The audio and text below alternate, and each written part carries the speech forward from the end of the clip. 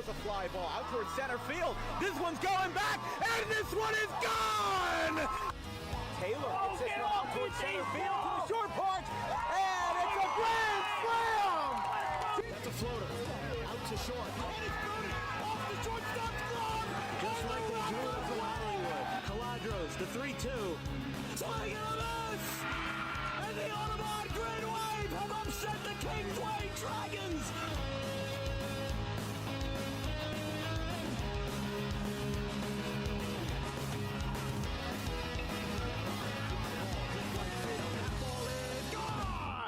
Grant Fournier, 2-run shot to right.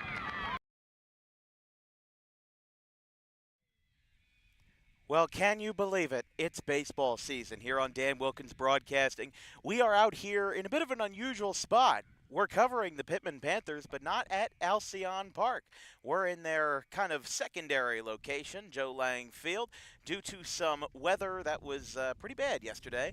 But now the sun is out, the sun is shining, and we're ready to play some high school baseball for the first time in 2025. I'm here with David Cohen to my right. These are two teams that definitely had very different seasons. Millville had their first under 10-win season for the first time since at least 2006. And, of course, that was when Mike Trout was in high school. And Pitman having their first 20-win season since they won the state championship in 2010. So it's been a long time coming for these teams in different directions. But Millville, starting Brady Middlecoff on opening day, had a sub-2 ERA, and Pitman's responding with their own pitcher phenom, Hudson Rue, the two-way. Yeah, first for Millville, they got to be excited coming into this season. They got a new coach who was a long-time assistant. And Middlecoff had a really good year last year. Millville's in the toughest conference in the Cal America, or in the Cal. They're in the toughest division, and they got their hands filled. But I think they're going to have a decent year, and they got a lot to be proud about. On the other end, Pitman, they got their stars returning. 20-win last year with the departure of Gloucester going to South Jersey Group 2. Group 1's wide open this year, and Pitman's got a lot of stars, and we're going to see it today with Hudson Rue on the mound. Yeah, I mean, I wouldn't say they kept all their stars. They did lose the Sharkey brothers. They lost Kyle Kubat. They lost Stephen Devaney, who's over at Immaculata now. But I would say that Pitman is right now in a great position. It's a wide open year for Group 1. They're getting an early start to the season. They're getting themselves power. If they win today, it's going to be a big amount of power points versus a Group 4. So we'll see how it works. I mean, Pitman is a team that has scrimmaged Millville several times. This is the first time in NJ.com's tracking era, going back to 2010, that it counts. So these two teams, again, coming in at very different positions. Millville had a couple of down years. They get a new head coach. They get a little life into the system, even after graduating Sergio Draws last year. Now they've got themselves a feisty Group 1 team that is ready to win and is ready to do anything in its way to make sure that they win. So we're going to come back in just a couple of minutes with starting lineups, pitcher introductions, and much more here on opening day of Dan Wilkins Broadcasting on a sunny Tuesday afternoon here on March 25th. We'll be right back.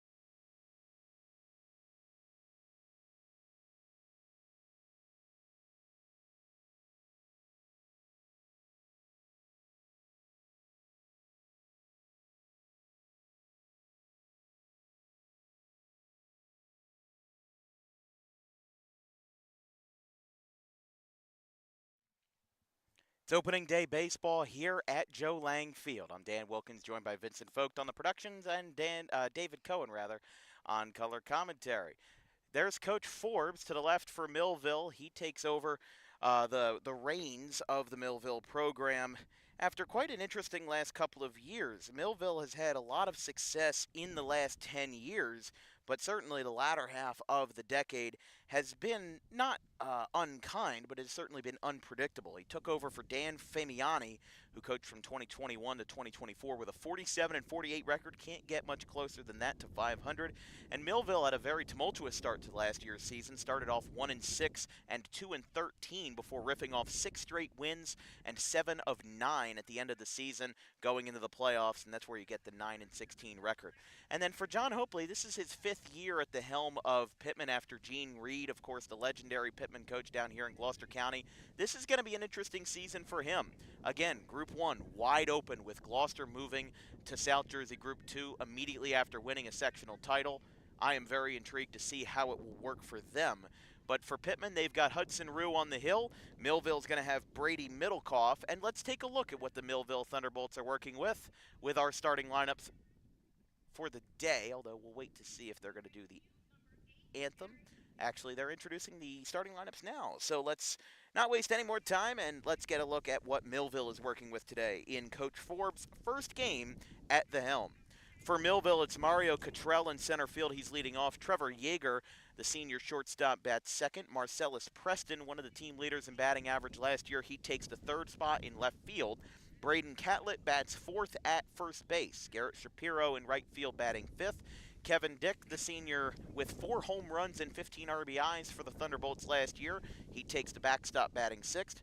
Brady Middlecoff bats seventh, batting in the pitcher's spot. Gabe Reef is at third, batting eighth, and Cole Maharan is the second baseman, batting ninth. Pitman will now take their lines, as we'll also introduce them for their starting lineup with Coach Hopley in their first season in their 5th season at the helm of the Pitman Panthers. He's introducing his players as they take a Yankee-style trot out to center field. For the Panthers today, it's going to be Jake Sherrow leading off behind the dish. Nick Watson, the transfer from St. Augustine, takes the shortstop spot, batting second.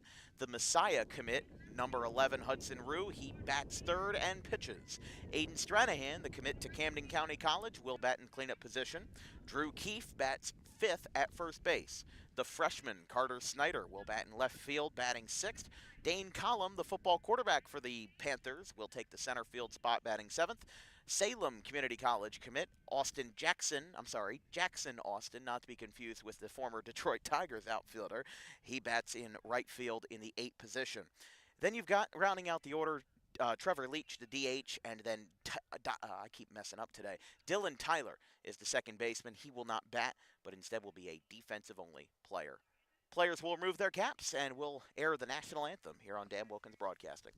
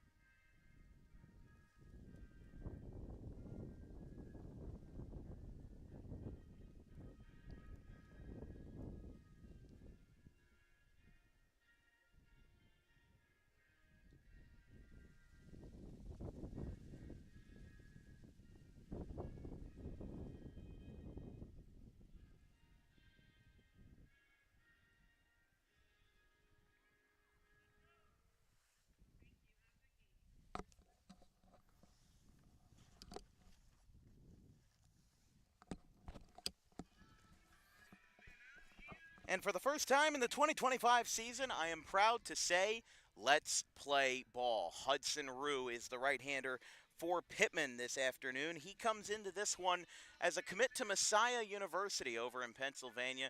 He's a high-throwing right-hander. He's a very versatile player. And as we talked to John Hopley over in the offseason, one of the things that he stressed was that in a Group 1 school like this, you have to be versatile. If you're not going to be a one-trick pony, well, guess what? Then you are not going to have too much of a spot here on the Pitman Panthers. He made that clear.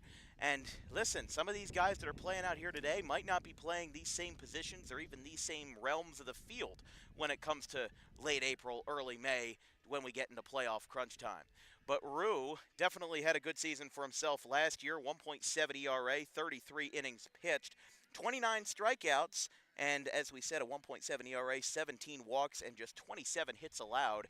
Had 3 games with double-digit strikeouts last year and is looking to ramp up the production in his senior campaign. Let's take a look one more time at the Millville Thunderbolts as they get started on their 2025 campaign. For Coach Forbes, his first lineup as head coach is going to be Mario Cottrell in center field, Trevor Yeager at short, Marcellus Preston, the versatile outfielder. He takes the left field spot, batting third. Braden Catlett at the cleanup spot at first base. Garrett Shapiro in right field, batting fifth. Kevin Dick with 4 homers last year. He's behind the plate, batting sixth. He's the commit to Goldie Beacom University down in Maryland. And then Brady Middlecoff takes the hill. Gabe Reef bats 8th at the hot corner, and Cole Mulherron is at second base, batting 9th.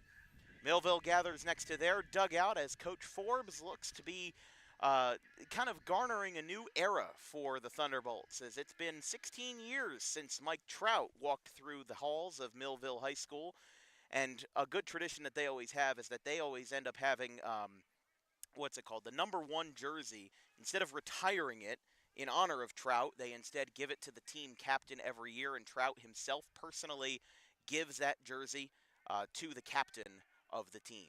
For the first time in 2025, we've got baseball here on a sunny but partly cloudy Tuesday afternoon. Rain pushed us back a day to March 25th, but Hudson Rue is on the hill. The Thunderbolts are at the dish, and the first pitch of 2025 is a fly ball out towards left field, straight away, and foul. Hooked down the left field line, and the 2025 season starts on that note. I like it, being aggressive. With it being the first game of the year, both pitchers probably going to be on the pitch count. You got a long season ahead for both sides. You want to be aggressive. It's one of the things that we mentioned about Pitman when we were talking at the selection show. They only had 2 scrimmages, one versus Delsea and one versus Cherry Hill West. There's some teams that are doing 5 or 6 scrimmages this year, and Pitman decided to start their season early, and we talked to John Hopley about it. A big factor for that was the fact that they have a long senior trip. They're a small school, so they can't really afford to lose their seniors for that entire week. And they also have a Thursday prom, which means 11 days of 0 athletics.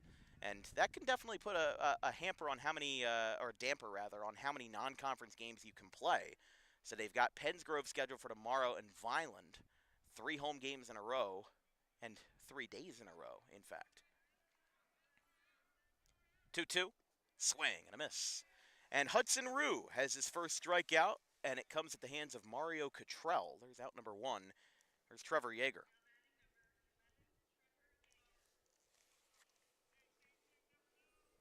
I mean, Hudson Rue is one of those players that is just a true, unrestricted athlete. Football wide receiver and some kind of running back. You've also got him slided up over at the point guard position in basketball. He pretty much started every game for Pitman this year. Not only that, but also don't forget that he had, first of all, a lot of shortstop and third base duties last year for baseball, and not to mention 30-plus innings pitched on the hill. That one's inside. But Rue is just one of those players that's so versatile, and a Group 1 like Pitman really needs a guy like him. I mean, I don't know if he would fit in as well at Clearview, where, it's a little bit more penciled in, or a Kingsway. I think he's perfect where he is right now. I agree with you. For Pitman to have that, it's only a benefit to them. It's really good to have, and it could lead him to a South Jersey Group 1 championship this year in his final senior season. That's going to be a walk on 4 pitches, and Rue gives one up there. They'll bring up Marcellus Preston. Preston, the senior, actually rather junior outfielder, did quite well for himself in 2024. So we apologize, some moderate winds coming out here to left center field, but in a ballpark like this, might help them, if you ask me. Especially with the 10-foot tall fences all the way from foul pole to foul pole. It's only 300 feet to right field. So could see some balls going out that way, especially from the few lefties that there are. Strike called on Preston.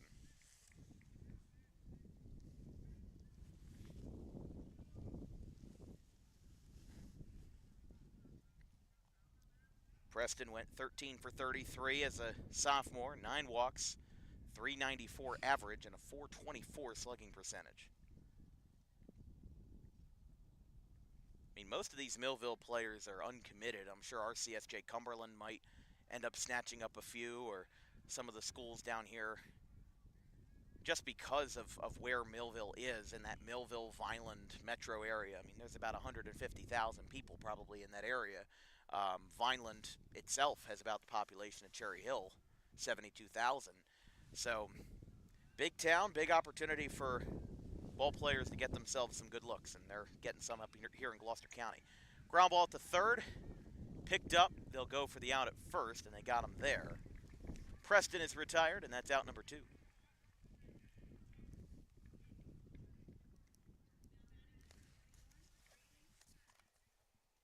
Good play by Stranahan there. Had no opportunity to get the out at second. Gets an out at first. 2 down here in the first. It'll be Braden Catlett batting in the cleanup spot. This will be his first varsity appearance with Millville.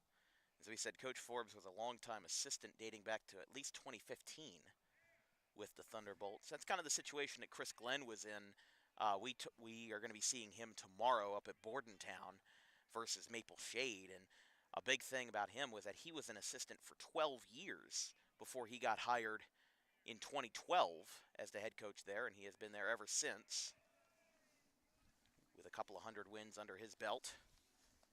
But we'll be seeing them over at the very nice Bordentown Athletic Complex up in northern Burlington County, just off the border of Mercer, versus the Maple Shade Wildcats. Rue steps off, fires it back to second. It's not in time.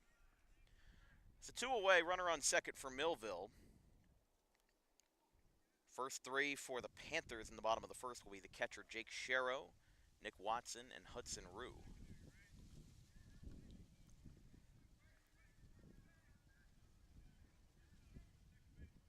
And the pitch. This ball's popped up and out of play.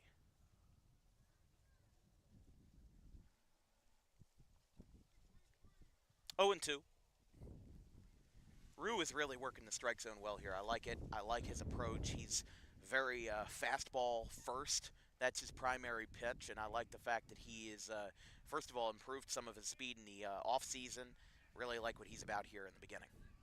If he's on a pitch limit, like I mentioned, he's got to pump the zone. You want as much as you can get out of him, and Coach Hopley probably told him, go out there and throw strikes. Exactly. That's what it is. I mean, again, he's already committed to Messiah University of Division III, so it's not like he's an uncommitted guy with scouts watching. He is somebody that more needs to hone his craft and make sure he doesn't slip instead of making sure that he performs on the big day.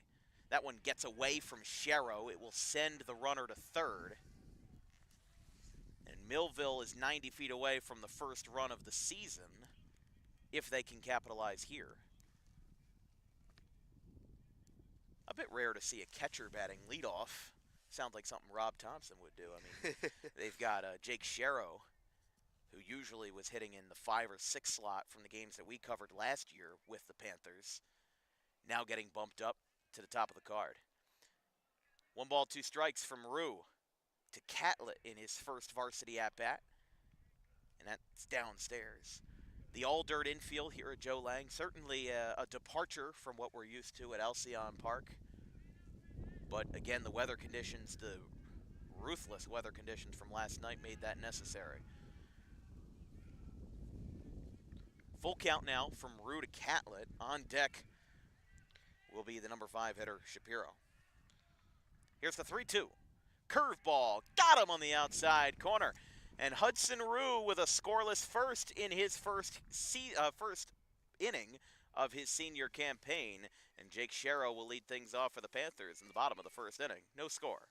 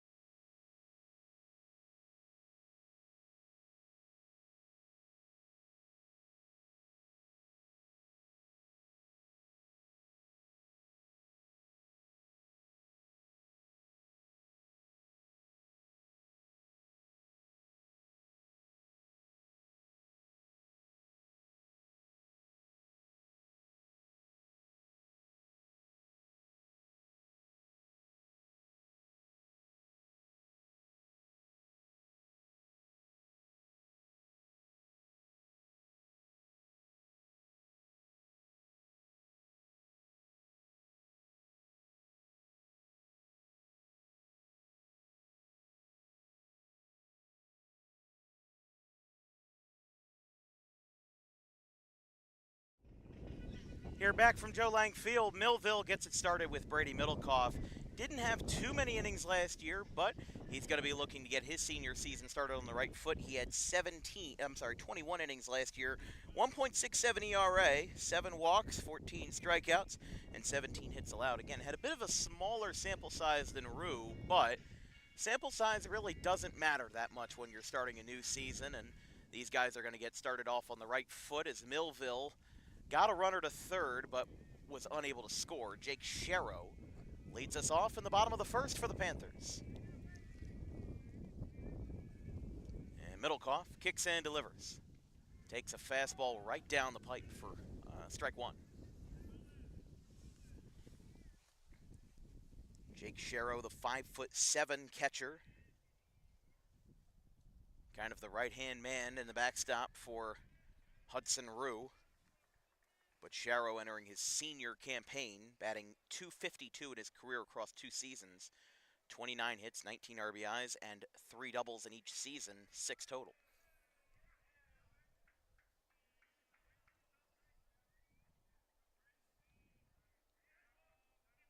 Middlecoff is ready, and he kicks and delivers. That one is up high. Looks like it got away from the catcher, Kevin Dick, and Sharrow will stay in. 1 ball, 2 strikes to Sharrow with Nick Watson on deck.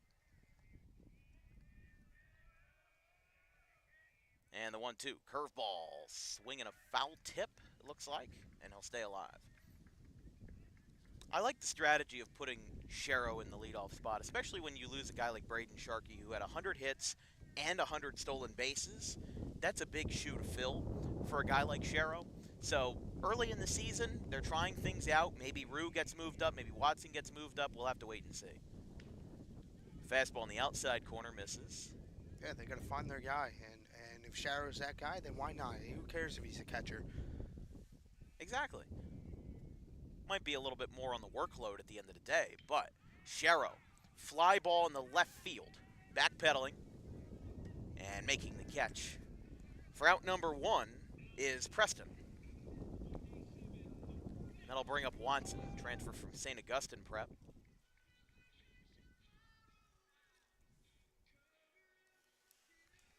But a good at-bat there from Sherrow. He worked the count, did what he had to do, just didn't get on base at the end of the day. But these middle guys and the meat of the order, they're certainly going to pick up the pace. Yeah, he was down 0-2, Sharrow was, and worked a 6-pitch at-bat and made decent contact. Sometimes you got to look for the little things at the end of the day. You might have been down 0-2, you might have flown out, but look, you got Middlecoff's pitch count up, and if these guys are on pitch limits this early in the season, you could very well be right. Here's the 0-1. Looks like a sinker ball, swing and a miss by Watson, and it's 0-2.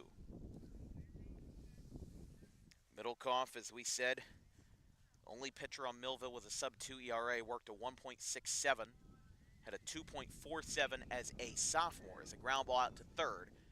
Picked up, throw to first is in time for a 5-3, and now it'll be the pitcher, Hudson Rue, who takes the third position here.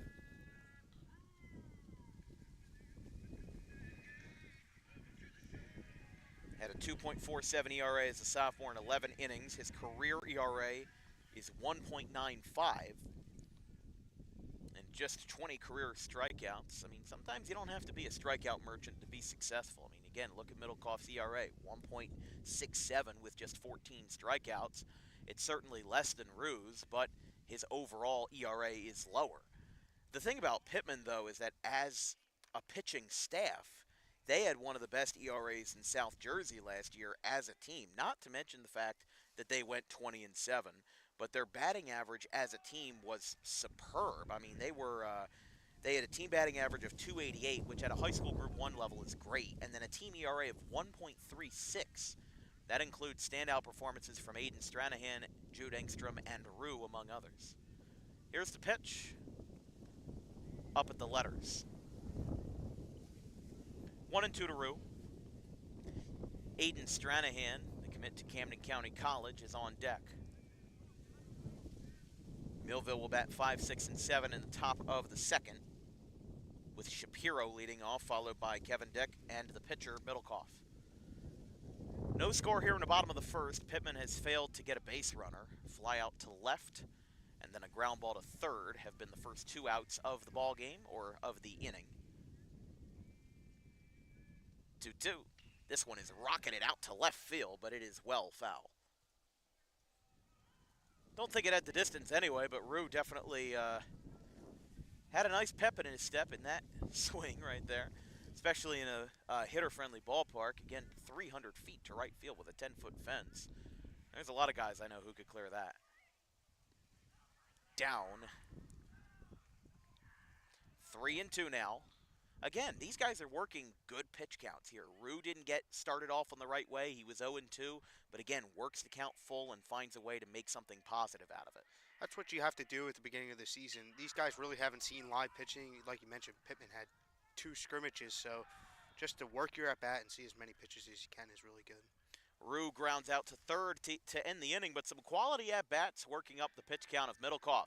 We're scoreless through 1 here on opening day at Joe Lang Field.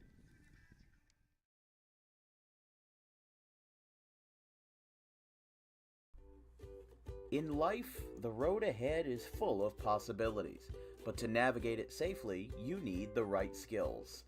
Harper Driving School is the premier driving school serving Gloucester, Salem, and Camden counties. With experienced instructors, many of whom are teachers in local schools, we are dedicated to your success and will help you master the road with confidence. With an over 95% success rate of students passing their road test on their first try, you know your student will be in good hands while embarking on a huge step of their young adult lives, all while avoiding the lines at the DMV and getting insurance discounts. We chose Harper, and so should you.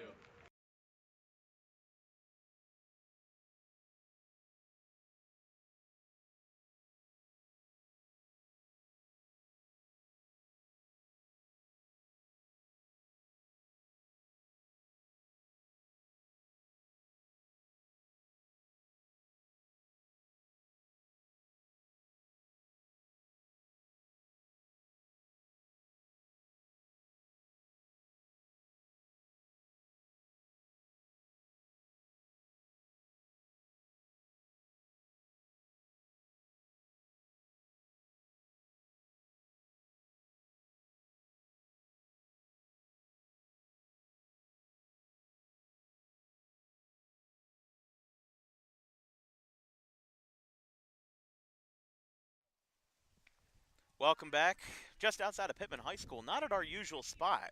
Our usual spot for Pitman is maybe 2 or 3 minutes down the road at Alcyon Park. However, this will make do on opening day 2025. I'm Dan Wilkins, joined by Vincent Vogt and David Cohen as Hudson Rue gets ready for his second inning of the year. And the first pitch looked like didn't get it there. Rue's curveball in the first inning looked really good. Got a strikeout on it, and he just opened up there with a curveball. I like the pitch selection. He's keeping guys on their toes, and not every pitcher can do that. Not every pitcher has the psyche to kind of, eke out or deke out those guys with the pitch selection. Sometimes they can do it with the speed, sometimes they can do it with the control, but not a lot of times can the pitchers do it with the selection itself. So I like the fact that Rue is getting a little bit bold, opening up those at-bats with the curveball. Strike gets called there. Scoreboard's not running in right field, so we're just keeping our stuff here. What you see on the bottom of your screen is just what we've got, as there's a swing and a miss. Looks like that's going to be a 3-2 count now, with Shapiro, the right fielder. 6'1", 165 junior, and he wavers at that one. Rue comes back from a 3-0 count and gets himself his third strikeout, I believe, of the day. Here's Kevin Dick. The commit to Goldie Beacom down in Maryland hit 4 home runs, 4 of 6 for Millville last year. 15 RBIs, and like we said, had a very good junior season, looking to keep the long ball alive as a senior. And in a hitter-friendly ballpark, definitely an opportunity for that. Check swing says yes. It's 0-1.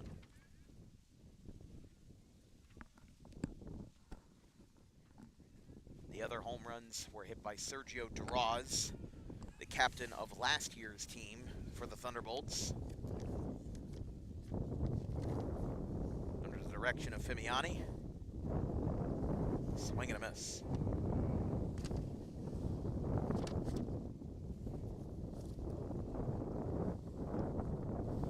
Duraz hit one, Brady Middlecoff had one last year, and there's a strikeout. Dick goes down on strikes. And now here is Middlecoff, who had one of those 6 homers last year. It's a back-to-back case, 4 strikeouts so far for Hudson Rue.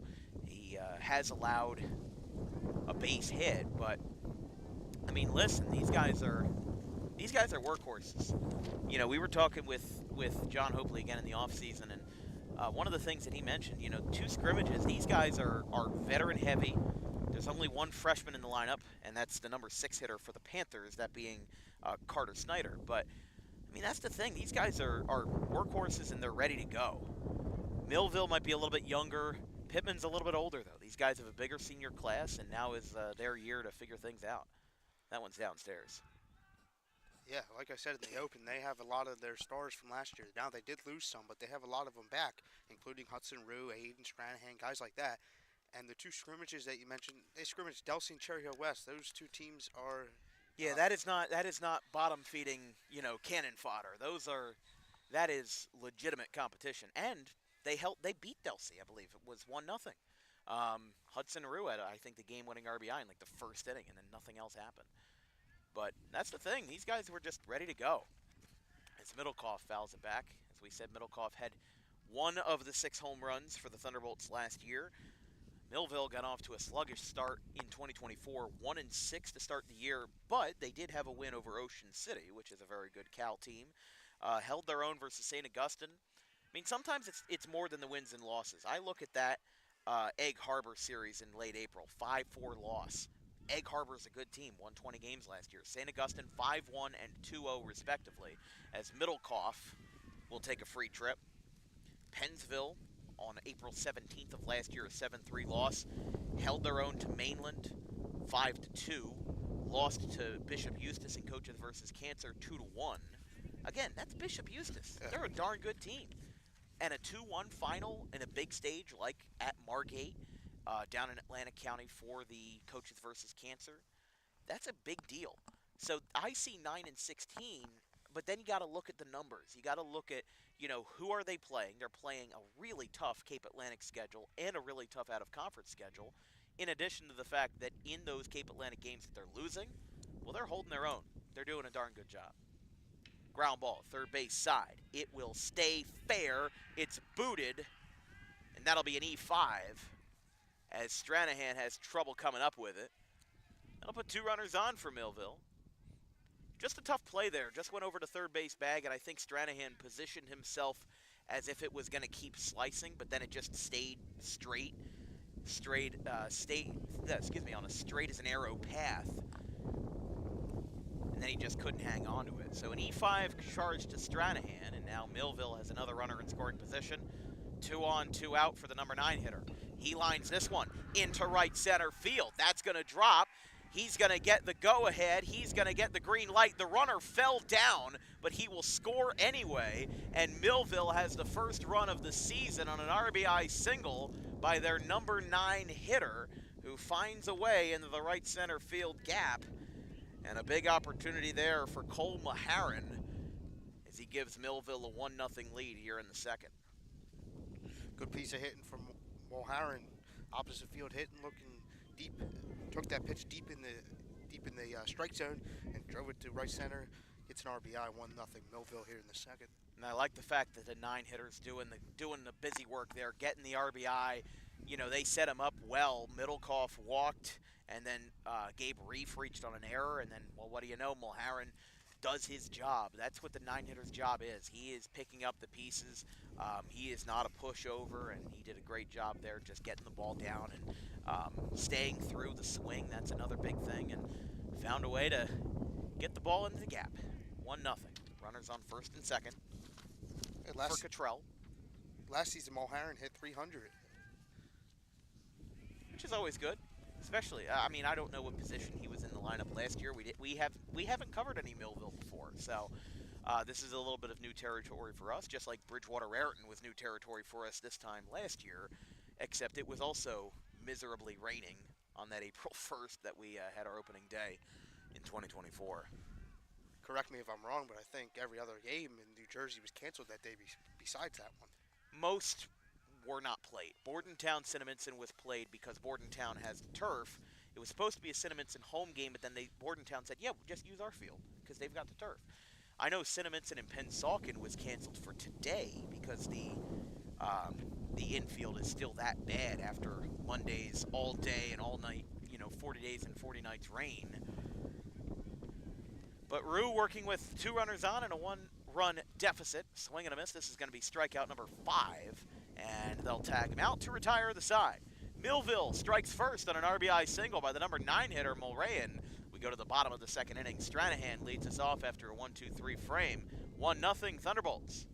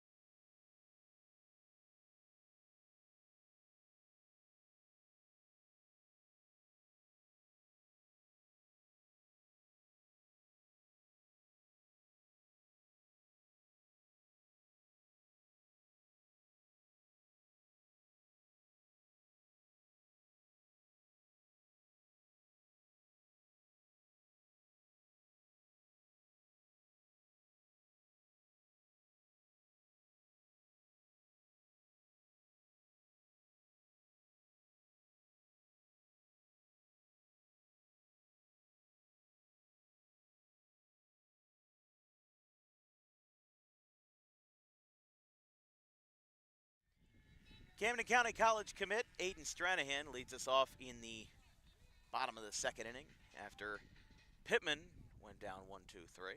Millville got an early run with an RBI single by Mulrennan, the number 9 hitter. Mulherrin, excuse me. And Stranahan, first pitch, lines it foul. 0-1. I really like the aggressiveness from both teams. Usually in these first games of the season, first week of the season, you see a lot of guys sitting up there watching strikes go past. Not with Millville and Pitman today. Like we said, this game would normally be considered a scrimmage, but because of the new rule allowing teams to start their games earlier, a bit of an excuse-me swing, it's going to go all the way out to short, throw across, it's high, it'll go out onto the street, it destroys a lawn chair, and Aiden Stranahan will reach second with some collateral to a fan behind him. And again, that's those opening day jitters that we talk about. They seem to bite infielders the most, and again, one error now charged to both sides. Never an easy hump to get over, but again, this is still early for everybody else. Millville's got a 1-0 lead.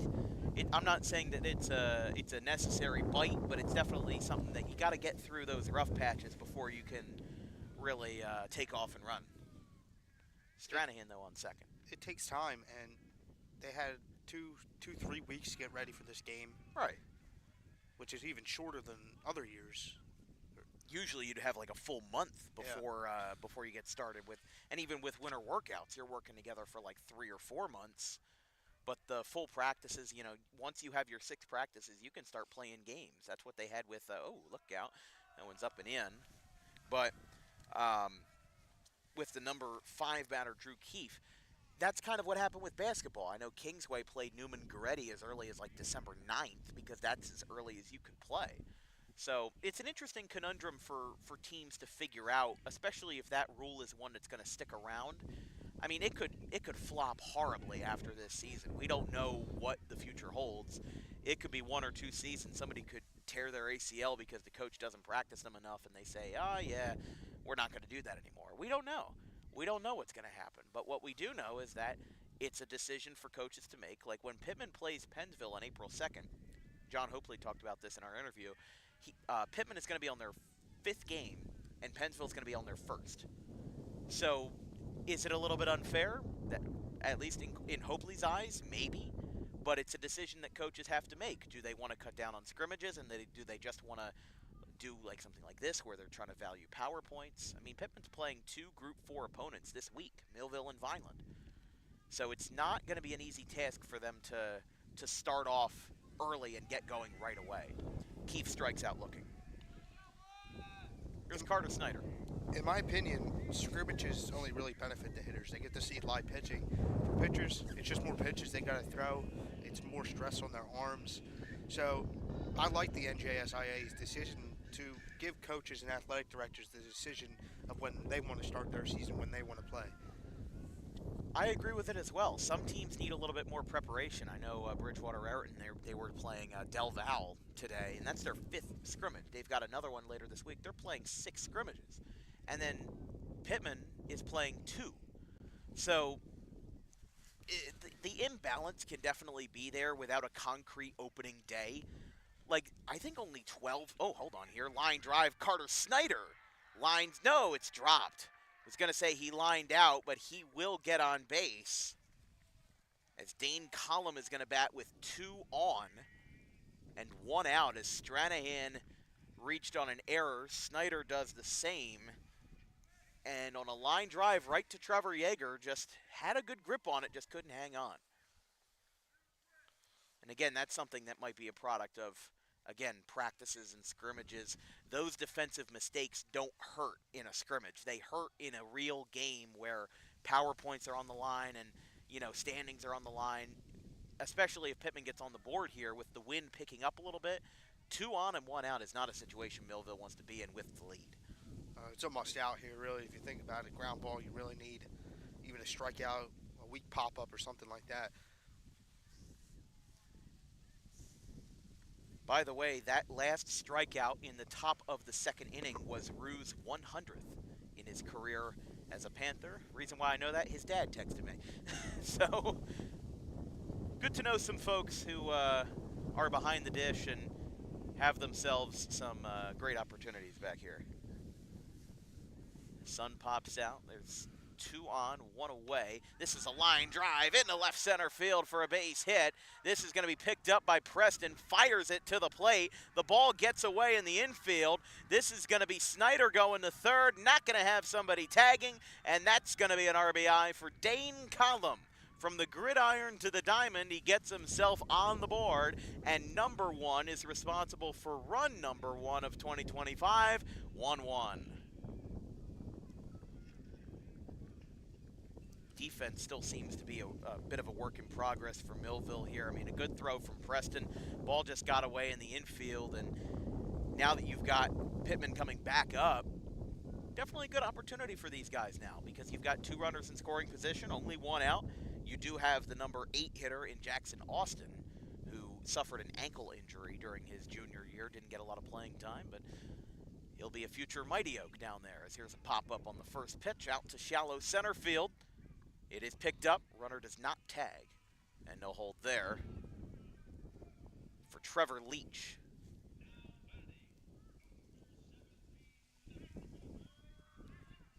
Good out there from Millville. Had to get it. Need to get out of this inning with it still tied. And that's pretty crucial here. Again, you know, we talk about what teams have to do early on in the season to make sure that they're prepared for Diamond Classic games and playoff games, what you have to do when it matters most. Well, a big thing when it comes to Millville is I think that they've got to get their infield defense locked down. It seems like their shifts are fine, but some tough hits just haven't yielded great results.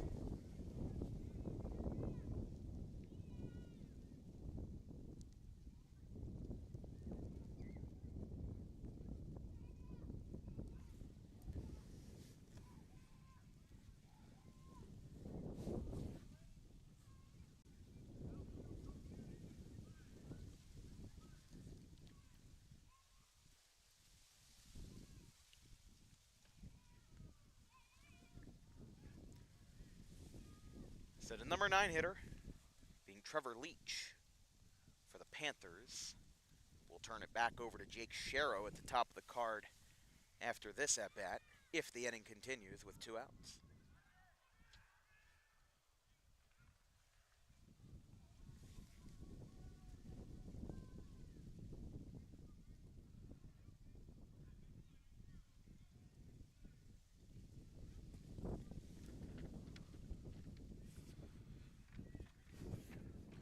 One game in the bottom of the second inning, 2 runners in scoring position.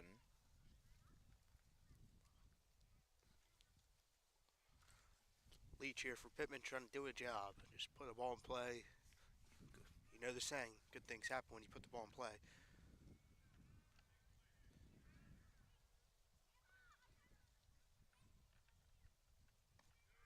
Down and in. No, strike 3 called.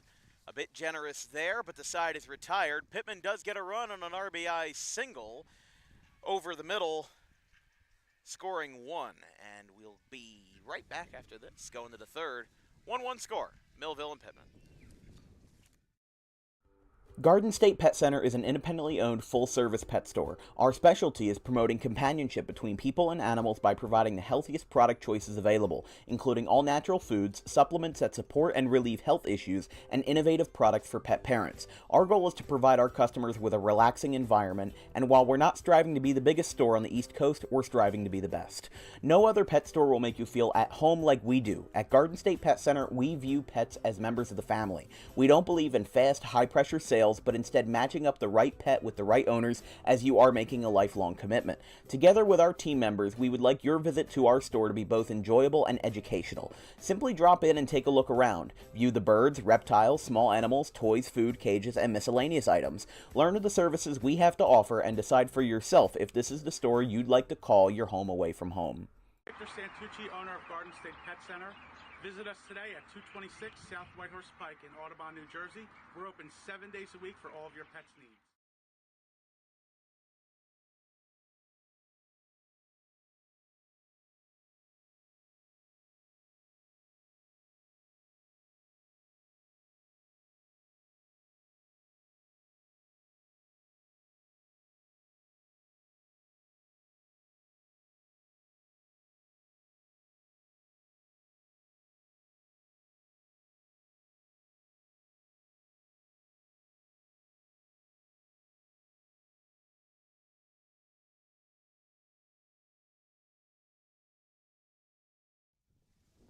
Hudson Rue out for the third inning. Both teams traded a run in the second. And it's 1-1. Tie game after a scoreless first. Here's Trevor Yeager, the shortstop, has an error charged to him defensively, and he is 0 for 1 at the dish.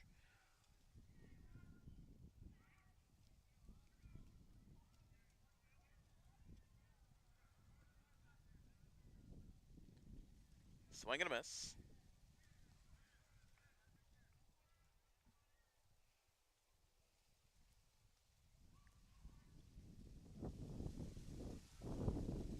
One and one. Inside. 2, 3, and 4 for the Thunderbolts. Yeager, Preston, and Catlett for Millville in the top of the third with Rue. No action in either bullpen. I mean, there aren't really on-field bullpens or any bullpens of the sort anyway, but they're going to figure it out as they go. Pitman is no stranger to Joe Lang Field, as that will be ball 4 to Yeager. They've used this for Joe Lang tournament games. That's how they get it done in one day. Now, of course, they're changing it up this year and doing a Friday night, Saturday afternoon style, but the way that they did it as recently as last year was they had one first-round game between two non-Pitman teams here, and then had the first-round game involving Pitman at Alcyon Park. Of course, you only have to get in the bus and travel less than 5 minutes down the road to actually get to Alcyon Park, make a couple of right-hand turns, and then you're golden. But, no, the thing is that, just looking at the travel, basically, if Pitman lost, their consolation game would be here, or regardless of whether they won or lost, the Joe Lang consolation game and a first round would be here. You have 2 games at each site. You choose where to go. Championship would always be at Alcyon Park, to give the better team the better facility. We covered the 2 games in the tournament last year. Gloucester beat Pitman in that one 8-3 back in, actually that was 2023, not 2024. Yeager's going to go down to second. He gets in there safely as Sherrow was delayed in picking up that ball.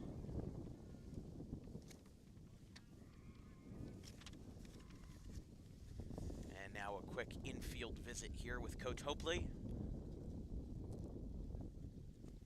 Again, he's had some good control, but he's definitely had some bluffs, had some hiccups, a couple of wild pitches, especially not in a situation that you want to have them, with bases, with runners occupying them. It's not easy to keep the control, especially on a mound that you're not really used to.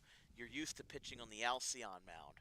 This can be a little bit different. It's your home field, but you're dealing with a different mound, and Rue has definitely been kind of in and out in terms of some control and command that he's had this afternoon. Yeah, but he's only given up 1 run. He has walked a couple. But, again, it's the first game of the season. You're going to have those types of things. And as the season progresses, those things start to trend away. Exactly. And he's going to get back to where he was the last 3 years and where he was last year. Exactly.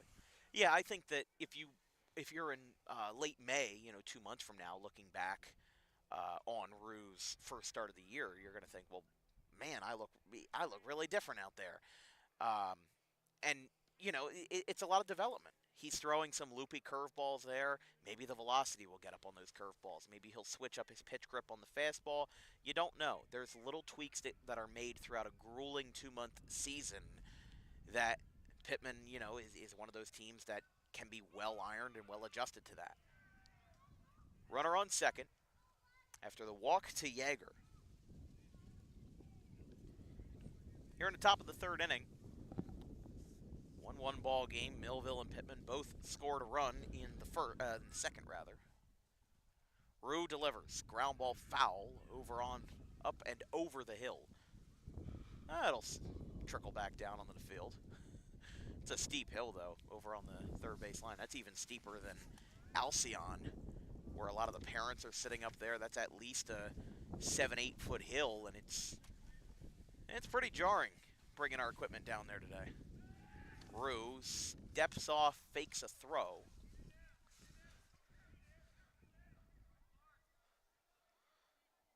Even though he didn't throw the ball to second there, it's still a good move. It keeps the runner closer to second.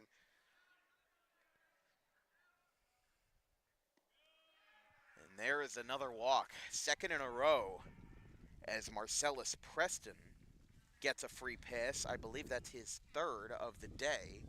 Third walk, yep. And now Braden Catlett will bat, the first baseman. Interesting spot here from Millville. Don't have any hits this inning, but they've seen good looks, they've seen good pitches, and even in the at-bats that have ended in walks, well, guess what? They've all had good counts. They've all been good, lengthy, beefy at-bats. That one's going to skip down, and it is trapped by Sharrow in front of the dish.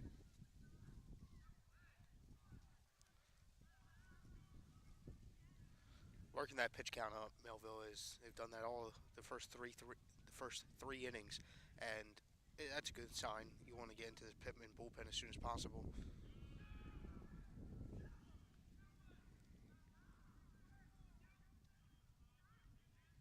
Tie game here, 1-1 in the third. Hudson Rue with 2 walks this inning, 3 total.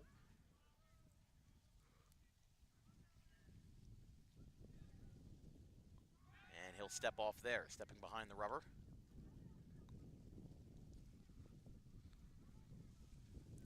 Pitman plays Pensgrove tomorrow. No word if it's going to be at Alcyon or back here.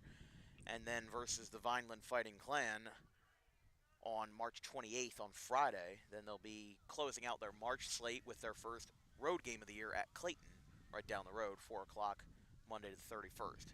There's a ground ball over the middle, picked up, and that one's in time. In fact, they picked up 2 on that. Wasn't sure if he tagged the bag over there at second. My angle wasn't really all that great, but that's going to be a 6-3 double play. Really good play from Watson, taking himself, good communication. And now they get 2 outs, 1 out away from getting out of this inning. It's big for Rue. That's the kind of stuff that you learn over at St. Augustine. You know, he brings those talents from Richland over here, and he finds a way. You know, he didn't have to flip it to the second baseman, didn't have to do that. So he realized it, and he's like, well, if I flip it to the second baseman, I'm not going to have the time. So, oh, how about that? A high chopper to third. Throw across is high, goes into the street.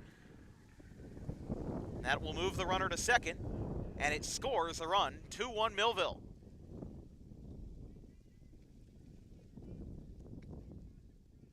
Yeah, I think we're definitely seeing the first result of what these early regular season games are doing.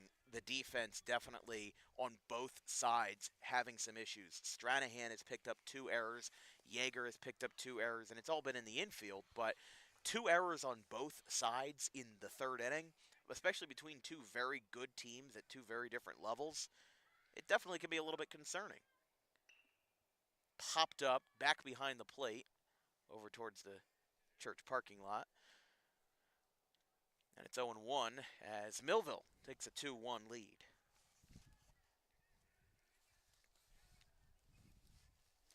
Pitman 20-7 last year, 7-1 in the Tri-County Classic.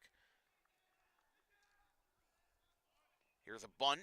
Back in front of the plate. Sharrow's got it. Throw to first is in time. And a big double play from Watson. However, a run scores on an error by Stranahan. Going to the bottom of the third, it's Millville 2, Pitman 1.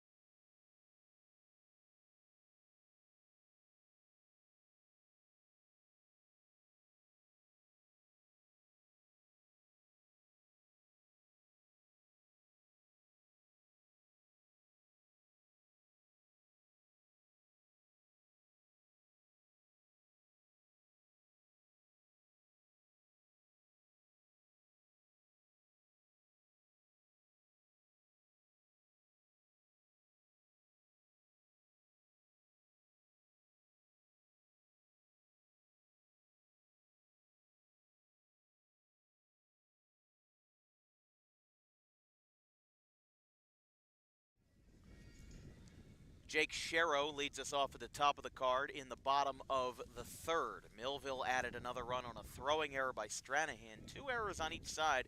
Millville only has 1 hit to this point today. Yeah, it's been a little sloppy to put it at the least. That one just hit him. I think that was right in the helmet. He jogs on down the first. No, you're right. It has definitely been a little bit interesting. 2 runs on 1 hit. Not the score line that you really want, but at the same time, you also have 2 runs over the other one. So does it really matter to you how many hits you have? No, because you're scoring runs and you're winning the ball game. So at the end of the day, I mean, listen, 2 errors on both sides. It's not a very clean, polished game right now, but these guys are going to figure it out. I think they'll be okay. That one is going to skip away. Here goes the throw from Dick. It slides over the middle. Now he'll get himself to second.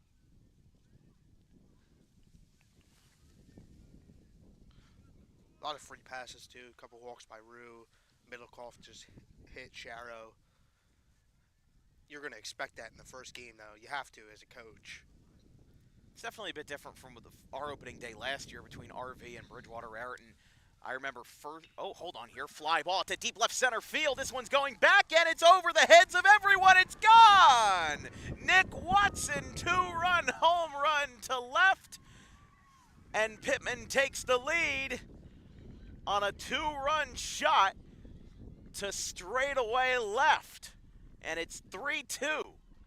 His second home run as a Panther. He had one last year, and it did not take long for us to get a homer.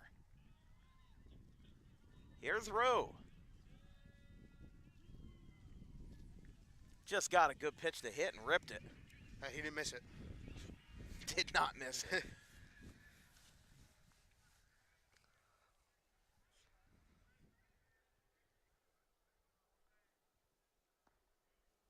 I don't even see where that landed. That went over our heads, went over everybody's heads, and all Preston could do was just look up and watch. Fouled back by Rue. He wanted to get another one just like Watson did. I mean, Alcyon Park is pretty hitter-friendly. It's 365 to center field. And with a fairly standard fence.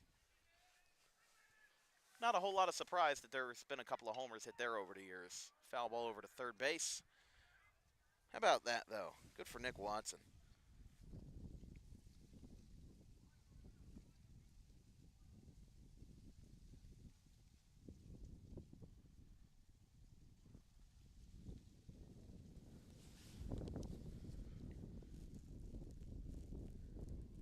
Somebody's going to look for the baseball.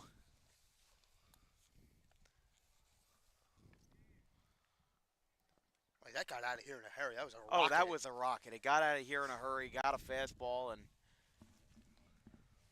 the guy's looking for it.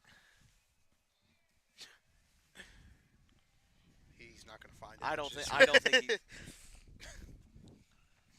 That one is hit out to right. It's a base hit for Rue, and he'll get aboard. As Middlecoff running into some issues here in the third. Here's Stranahan.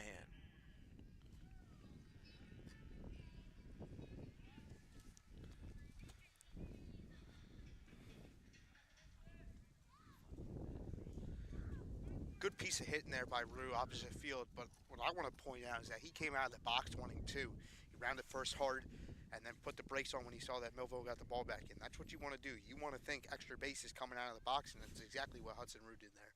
Absolutely.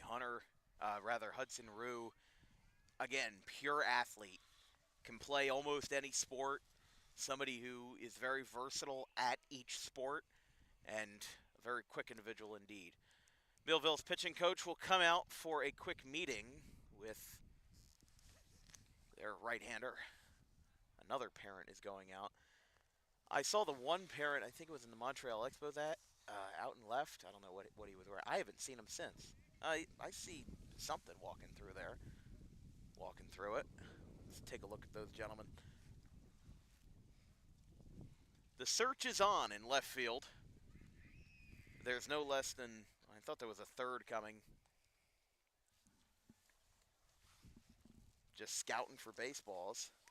And maybe one of them is a Nick Watson relative looking for that home run ball. Put on some bug spray or something if you're going out there. I'm telling you, mosquitoes might be starting early this year.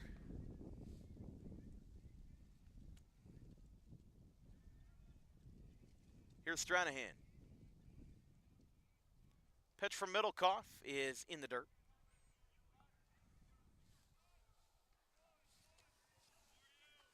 (1-0) to Stranahan after the mound visit.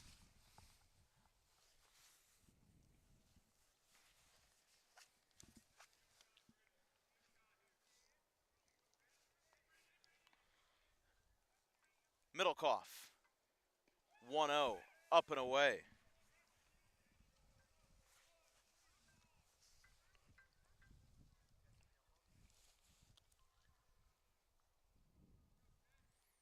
Weren't we just mentioning that RV and BR last year, there's a home run hit just by Bridgewater in the bottom of the first inning? I think we were talking about home runs, and then I'm like, thinking in my head, I don't know who's going to hit a home run here. And then Nick Watson, next pitch, drives it out. I don't know if we have a winner. I think both of those dads are coming up empty-handed. They've got hands in their pockets, so I assume that that's not a good thing. Dan, I think the audience wants you to go in between innings, try to find You know, I have injured myself enough with Dan Wilkins Broadcasting this year. Stranahan flies it out to right center field. And that will be out number 2. I mean, not to mention the fact... Oh, I'm sorry. 1 out. See, I'm getting myself a little excited there. The home run by Watson. Rue got a base hit, was thinking about 2, and now Stranahan flies it out to center. But, I mean, that's just a testament as to how good Pitman's been in this inning. A good turnaround after a handful of errors. And now you've got Keefe, the number 5 hitter.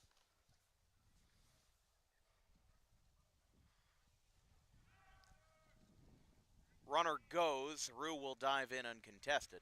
Great jump. Absolutely. Don't get much better than that.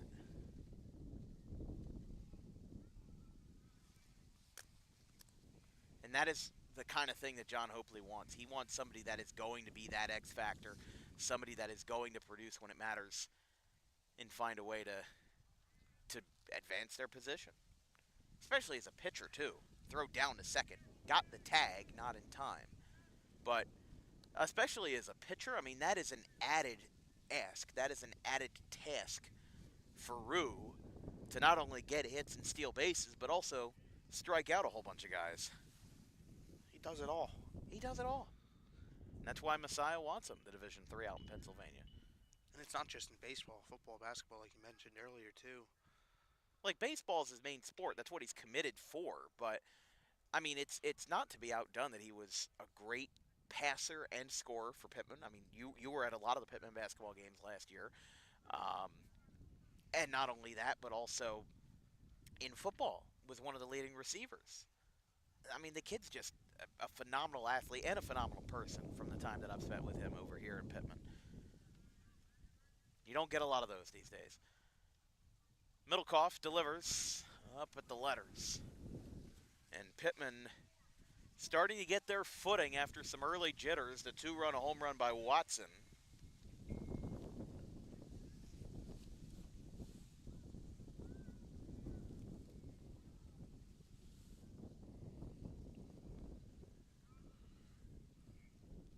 Swing and a miss. Out number 2.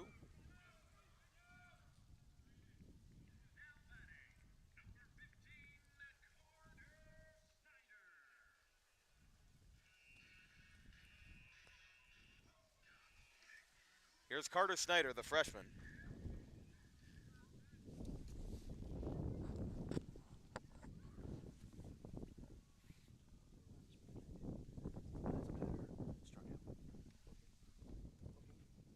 Runner on second, that being Rue. Change up, loops upstairs.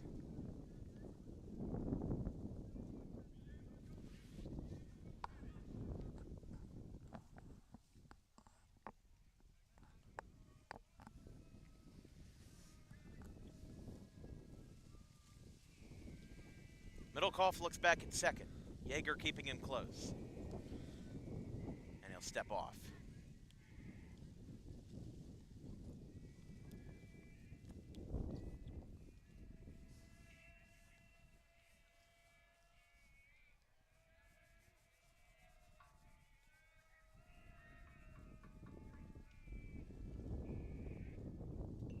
Fouled back.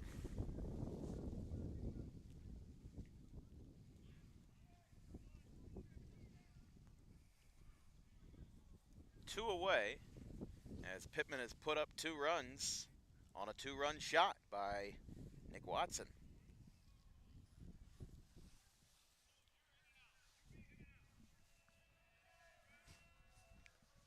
Here's the pitch to the freshman Snyder with Rue on second. Downstairs. Wanted to go around on it, but he did not.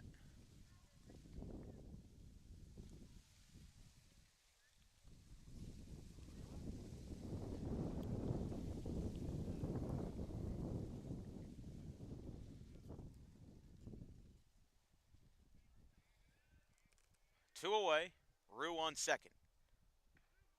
And he got him there. And that'll be 2 strikes.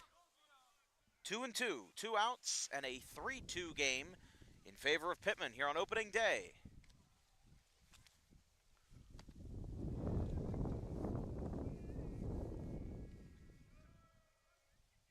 This ball's hit by Snyder out towards center field. It's got some distance to it, but it is caught in center to retire the side. How about Nick Watson? His second at-bat of 2025 results in a long ball. It's 3-2 going to the top of the 4th. I remember first, hold on here, fly ball to deep left center field. This one's going back, and it's over the heads of everyone. It's gone!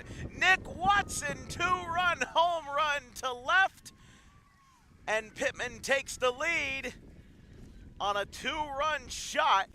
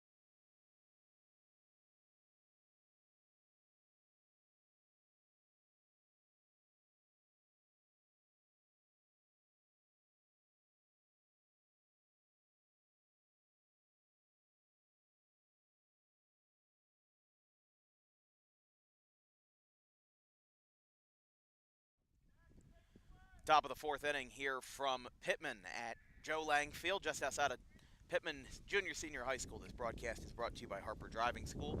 Over 90% of students who take their New Jersey State driving test with Harper pass on the first attempt. You can book an appointment today at Suite 4 of the Total Turf Complex in Pitman at 614 Lambs Road. Also, if you're looking to advertise with Dan Wilkins Broadcasting this baseball season, reach out to us via an email at thedanwilkinsshow@gmail.com. We accept businesses of any kind, and we're just looking for advertisers to help pay off bills and help with travel costs, because we'll be all over the state of New Jersey here in 2025, and we'd love for you and your business to be on the ride with us. Here's a fly ball, popped up down the third base line. Stranahan calls for it, and he makes up for those past errors with a pop fly. It's out number 1.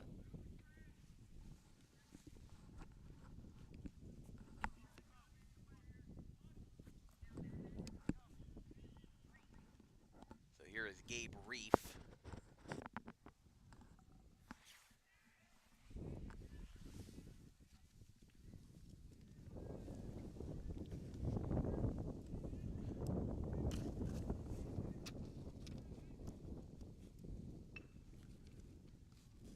Hit foul.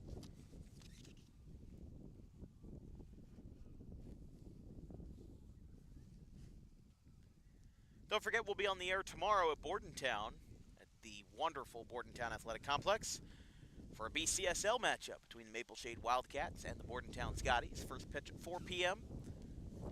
I'll be on the call with JT Torillo, as there's a swing and a miss.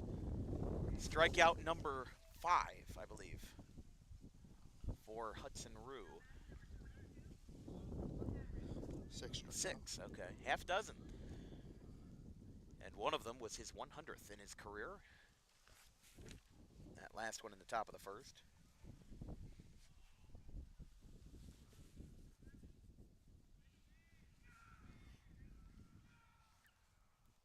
But I like Millville's offensive approach. They have been working Rue's counts a lot, even though he's got 6 strikeouts, as there's going to be a base hit in the center field. That is going to be a diving stop that gets past the center fielder. Now it'll be picked up by, looks like Leach out there. Or no, excuse me, that would be the left fielder, Snyder.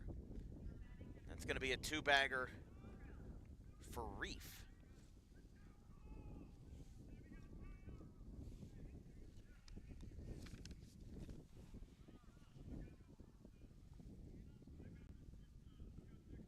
Actually, I apologize. That would be Cole Maharan, who had the first RBI of the game in the top of the first. Maharan, both hits now for Millville, and they're not cheap ones. No, that was a good liner. Both hard hit. One to right center, now one to center.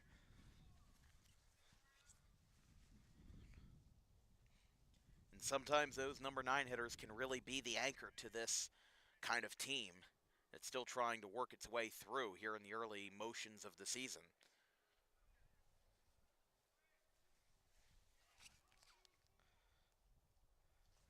You know, there's 2 down in this top of the 4th inning. This is the time to strike for Millville. Top of the lineup here, runner in scoring position. You got to put something in play here. Try to get this game back tied at 3. And they might do it here. That's going to get through in the left. Getting the go-ahead around third. He will score. Mulharan goes in. And now the top of the order is getting their dues with the 3rd hit of the day. And it's the 3rd run as Cottrell ties it up 3-3.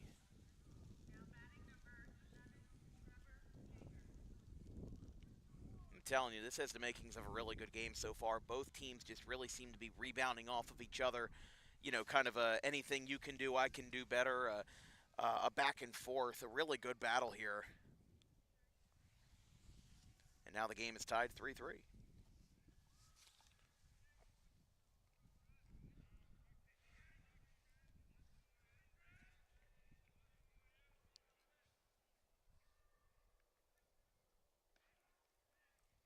Strike called to the number 2 hitter, Trevor Yeager, who has 2 errors charged against him defensively, but still trying to get themselves in a groove.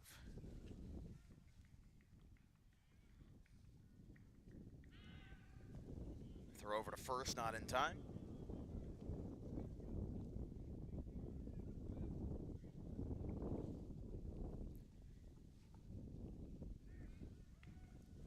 Runner goes down to second. The throw is not in time. Pitman started to run in a little bit prematurely. And now Millville's got the go-ahead in scoring position.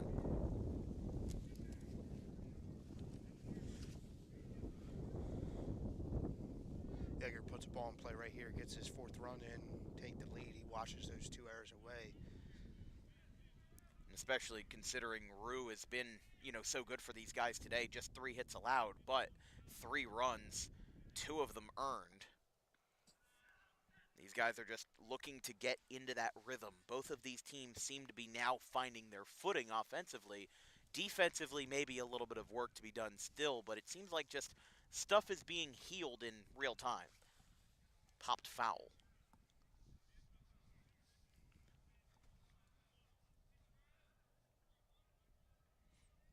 Millville 9-16 last year, 4-8 in the Cape Atlantic American. Again, that top echelon of the Cape Atlantic League with Mainland and St. Augustine and all the regular foes. As there's a swing and a miss, Hudson Rue with 7 strikeouts as Millville takes advantage of an RBI by their leadoff man, Mario Cottrell. The game is tied 3-3 going to the bottom of the 4th.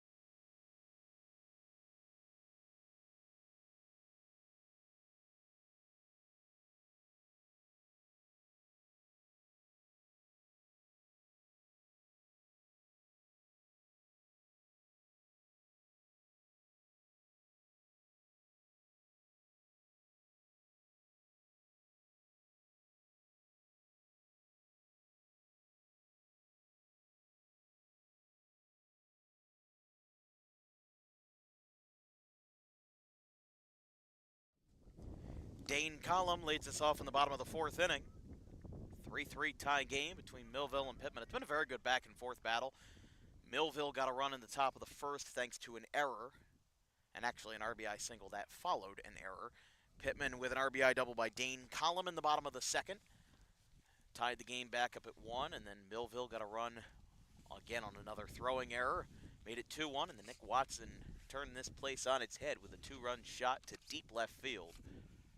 3-2, and then Millville tied it up again on an RBI single by Mario Cottrell, and that's where we stand here in the bottom of the 4th inning. But again, these two teams used to scrimmage each other a lot, and now that Millville is having this game count for power points and actually counting in the standings, I like this approach here. These guys aren't treating it like a scrimmage; they are treating it very seriously, and I always like that because sometimes early in the season, players can lollygag sometimes, especially the ones that don't have ambitions of playing college baseball or those that are going to be playing college or collegiately in another sport. I like the fact that everybody's on their toes, 110%. You don't worry about the fact that this is a really early start to the season. They're just going to go and do their thing. There's a strikeout for out number 1.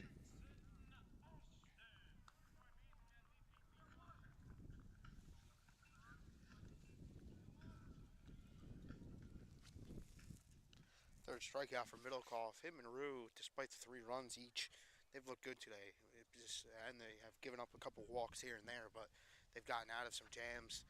A couple errors have bitten them, but they've managed to keep their composure on the mound and battle for their teams. Absolutely. Middlecoff still in the game.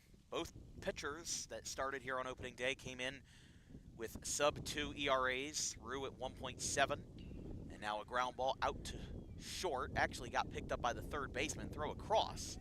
is in time. And now retired for the Panthers is Jackson Austin. I keep wanting to say Austin Jackson for some reason, if you remember him at all. Now it'll be Trevor Leach, the number 9 hitter. I do remember Austin Jackson, Tiger center fielder. Spent some time with the Mets, I think. Yeah, I'm pretty sure you're right on that. Just one of those players that you go and think of. You're like, he's not a Hall of Famer. Probably isn't a team's Hall of Famer either. But he's just one of those guys that did what he could and had a good career. I mean, hey, we all wish we could play Major League Baseball for 10 years, make a couple $1 million. You know, we're not making 700, but a couple, enough to set yourself and family for life. Swing and a miss, like Reed Johnson. You know, Austin Jackson's probably doing just fine right now. he probably is. Or Cesar Hernandez. Just one of those guys that did the job serviceably and got a good name recognition out of it. That one's up and in to Leach. See, this is David's first game calling with us here at Dan Wilkins Broadcasting for baseball. He's worked with us in football and basketball, but, you know, when it comes to baseball, we get very conversational. You know, it's like there's a baseball game in the background, and we're just having the fireside chat, if you will. It's a little bit of a two-in-one experience. You get a little podcast, and you have some baseball as some background music for everybody here. Here's the pitch. Well up and in. Got to move the game along somehow, right? Right. Because the longest game we ever had at DWB for baseball was actually really early on. It was West Deptford and Audubon, April of 2022. Went 12 innings, and Isaiah Pinckney, maybe with 5 minutes left before the darkness would have gotten them. Hold on here. That ball gets away. Throw down to first is in time. But yeah, Isaiah Pinckney hit a walk-off home run with like 5 minutes before the sun was going to set. Game was 3 hours and 37 minutes. Going to the 5th inning here at Joe Lang Field. We are all tied 3-3.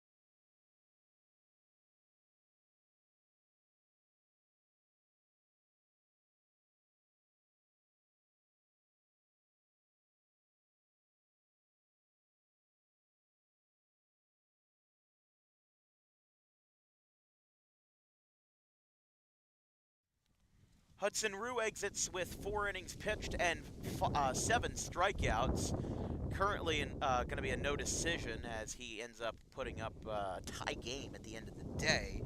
It's Nick Watson. Remember him? He just hit a homer in the bottom of the 3rd inning. Well, now he's going to pitch. 2.31 ERA for him last year as a junior. His first season after transferring from St. Augustine. 30.1 innings pitched, 17 walks, and 35 strikeouts. First pitch is grounded out to short, picked up. No, Rue couldn't hang on to that. That's going to be an error, so Rue and Watson simply do a 1-for-1 swap. And unfortunately, it's going to be Rue who picks up his first error on his first play in the field and the 3rd overall for Pitman. I mean, do you think that the errors are a byproduct of the fact that we're starting this early in the season, or maybe it's just a coincidence that these guys just aren't handling the ball that well? I don't know. I think it's a mixture of that. I think it's a mixture of the cold weather, a mixture of jitters. Really, it could be anything, but from our perspective, it's a mixture of those three things I just mentioned. But you expect that in the first week. You have to. Coach Hopley has to expect that in the first week.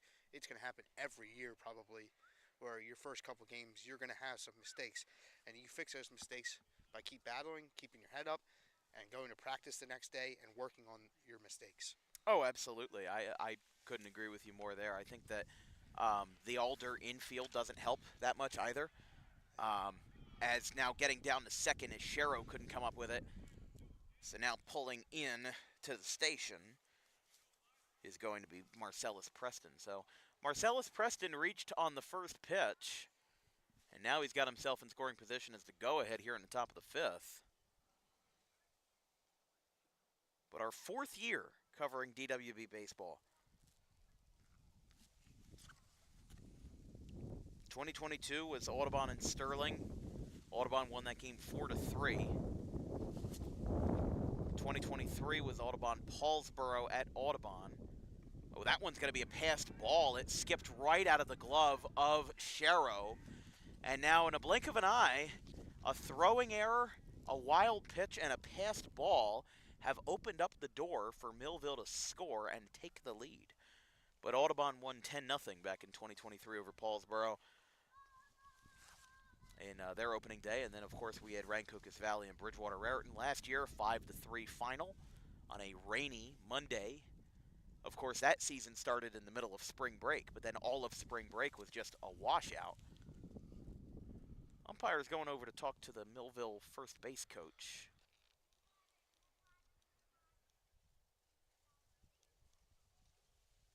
I think the umpire wants the team to move inside the dugout. Yeah, you know what? I was going to mention the fact that that hadn't been called yet, because usually the umpires are pretty stoic about it.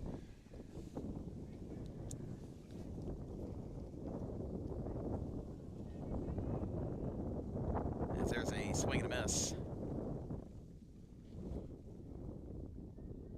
by Braden Catlett, the first baseman. But this would be an unearned run on Watson if he comes around, and it looks like he will. It's going to drop in fair territory. It'll be picked up by Austin. And Millville has taken a 4-3 lead on an RBI single there by Catlett. Sometimes you need those little bloops to fall in order to be successful. Sometimes you need a stroke of luck in your swing, and that's exactly what happened there. Blooped it down the left field line and got the run home, and now Millville's in front 4-3. Good at bat there, just to get in the ball and play and get a run in. Now Millville leads. You got to feel happy about that, especially on the road in your first game of the year. Like I said in the open, this game hold on, that's gonna be foul ball. This game matters a little bit more for Pitman than it does for Millville. The power points that Pitman would gain from a Group 4 win over Millville and a Group 4 win over Vineland on Friday would be pretty substantial, and it would put them ahead in the early rankings. Pennsgrove tomorrow might not be as big of a stomach churner, but Vineland and Millville, especially two teams that are in tough divisions, Vineland and Millville both being a part of the Cape Atlantic American, that's going to be a big deal if Pitman can knock off both, if not just one of them. So it'll be interesting to see how that develops. It'll be pop-up, back over to first, Keefe going over. Oh, hold on here. Now they're going to go down to second base. They got the out there. It dropped in the infield for a fair ball. Obviously, with only one runner on, the infield fly rule was not called, so they got the lead runner out at second on what is going to be a 2-6 fielder's choice. The wind totally blew that ball into fair territory. That ball started. That looked like that was just a pop-up that was going to land on, like, the Millville dugout, and it landed fair. I mean, wind is blowing straight out to left center, basically right in our faces. That one misses. To the catcher, Kevin Dick, after Shapiro popped out into a fielder's choice. So one runner on. Millville's taken a 4-3 lead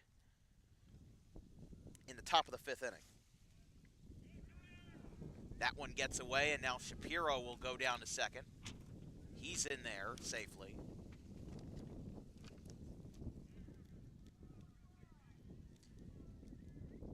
But a good rebound there by Pitman after dropping the infield pop-up. Got Millville's lead runner down at second without much hassle, without much issue. Now they get to attack again. There's a base hit right center field. That's going to drop. It's going to get past Snyder in center field. He'll pick it up. Coming in to score is going to be the Thunderbolts, who are back on the board again. It is 5-3.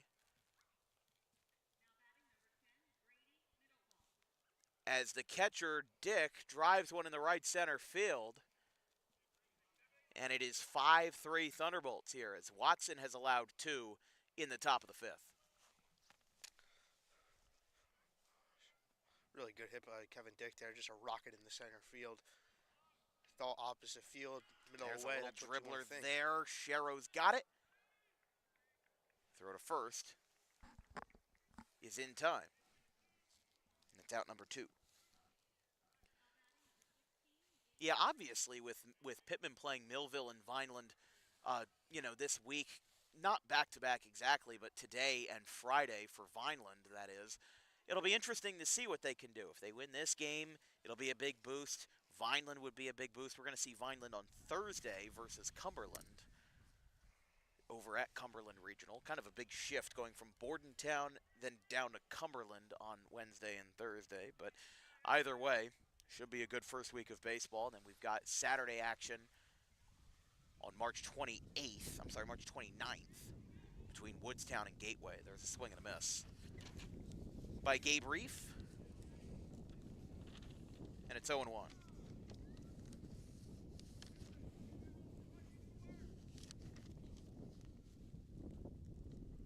Watson kicks and delivers inside. Watson working from the stretch. He started out as the shortstop in today's game. Did a 1-for-1 swap with Hudson Rue. Rue moved to short. Watson moved to the hill. And here's the pitch. That one is going to be another passed ball as it gets over the glove of Sharrow.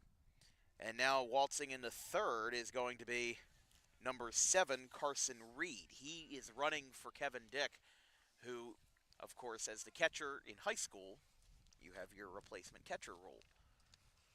Yep, courtesy runner rule. Definitely something I had to get used to after calling like 15 college games in February and March. So there's a base hit, right center. It's going to drop. It'll get past Snyder. He'll pick it up. Millville will get another run as they've put up a 3 spot here in the 5th. An RBI double for Gabe Reef, and it is 6-3.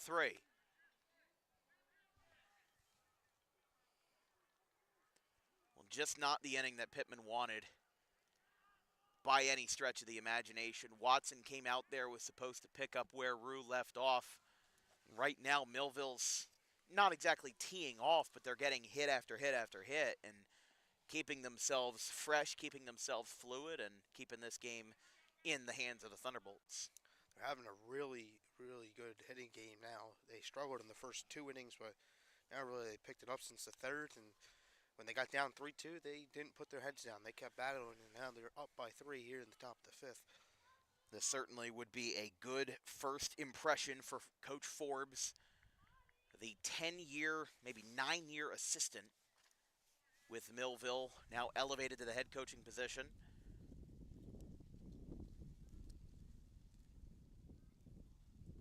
And the pitch, that one's inside.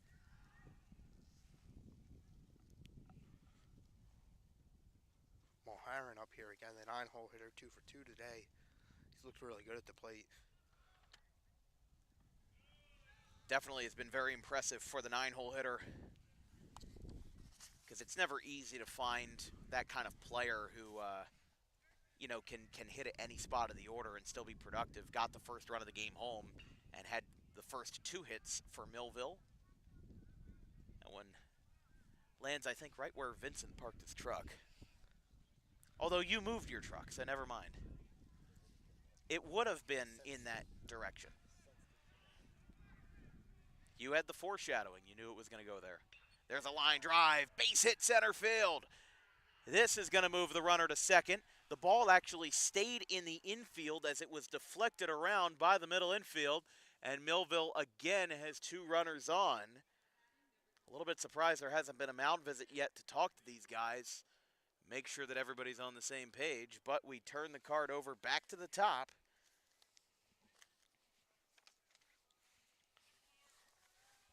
For the center fielder, Cottrell. Blooped foul over into the Pitman dugout.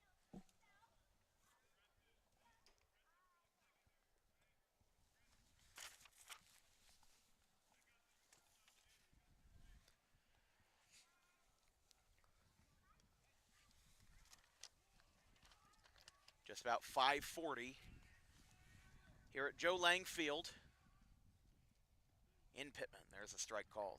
The thing about these games in March is that, once you get into late April and May, you don't have to worry about games going too long without lights. Well, this field doesn't have lights, unlike Alcyon, and the sun is going to set in about an hour. So maybe this game, if it doesn't go to extra innings, should be done in a good manner of time.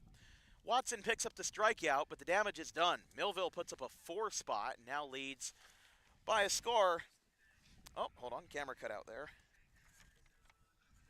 Don't know what happened. We'll go to a quick break, 6-3, Millville.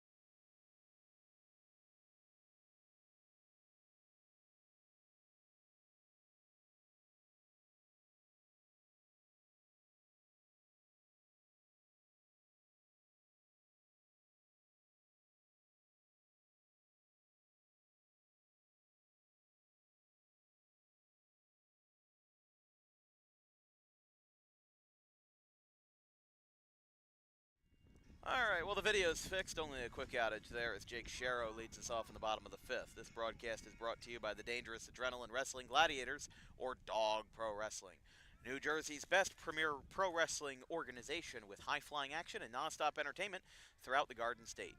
Visit dawgprowrestling.com for more information on future events. Ground ball to third. Sharrow is retired. That's out number 1. And those are the kind of outs that Millville needs in this kind of situation, especially since they are still putting their trust in Middlecoff here in the middle innings. He's gone through 4 1/3. He's only struck out a couple, but he's held them at bay after that Nick Watson home run. I thought maybe things would break down from there, but Middlecoff has put his foot down, and with the lead, now looking to command a win. Yeah, he's looked really good today, Middlecoff has, and like you mentioned, that home run, usually pitchers, they don't keep their composure sometimes, especially in the high school level, but he has today, and he's looked really good against a pretty good offensive team. Absolutely, and again, like we said, only a small sample size last year.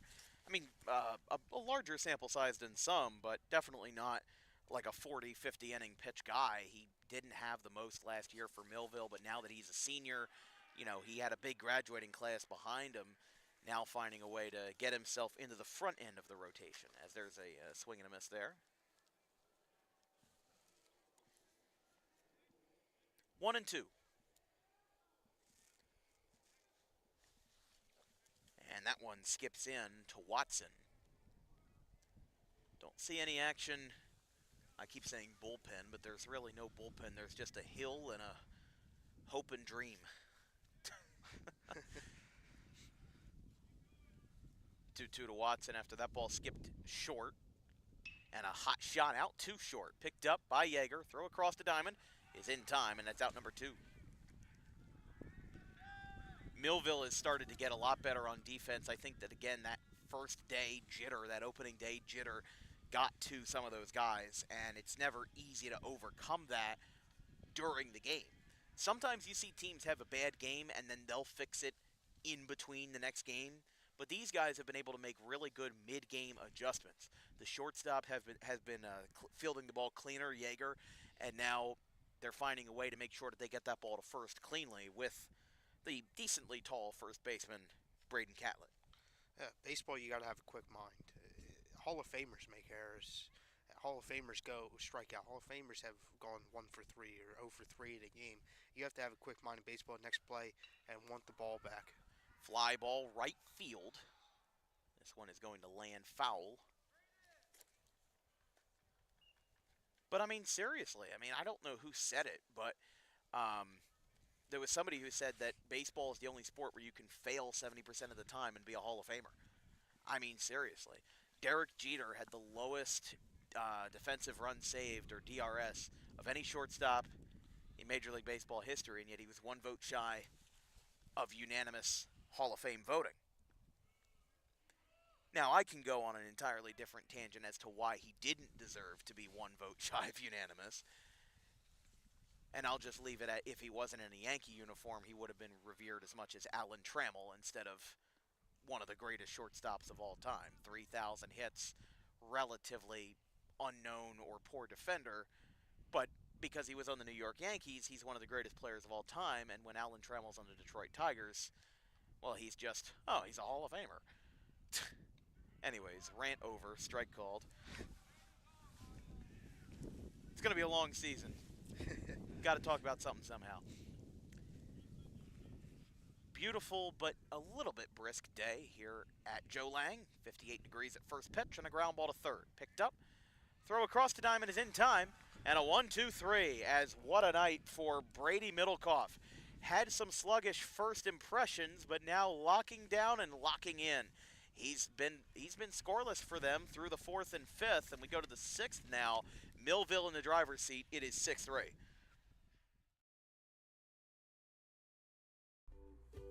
In life, the road ahead is full of possibilities, but to navigate it safely, you need the right skills. Harper Driving School is the premier driving school serving Gloucester, Salem, and Camden counties.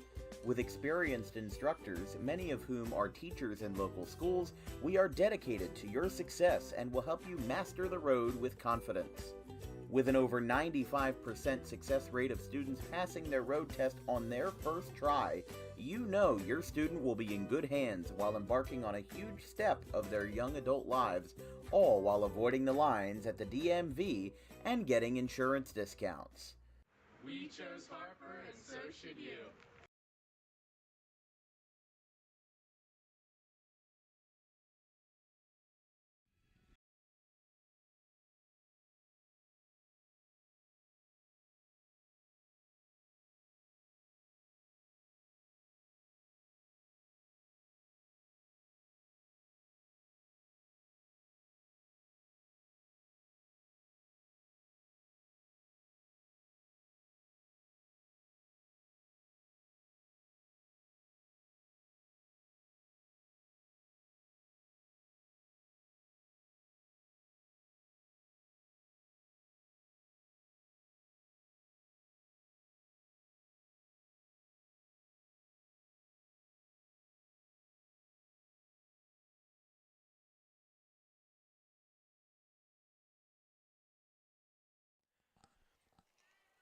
Well, Watson only made it 1 inning, and we do have some more defensive changes. Aiden Stranahan is in,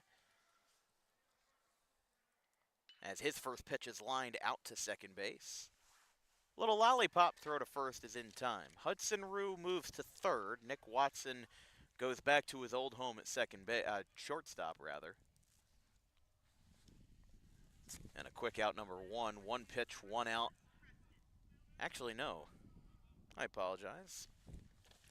Looks like Rue, unless I don't see him over there. I'm sorry. Stranahan is at third.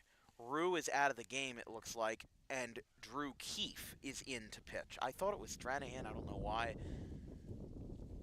Drew Keefe, the junior, 6'2" right-hander. The third pitcher of the day for Pitman. A 0.98 ERA in 14 and a third innings.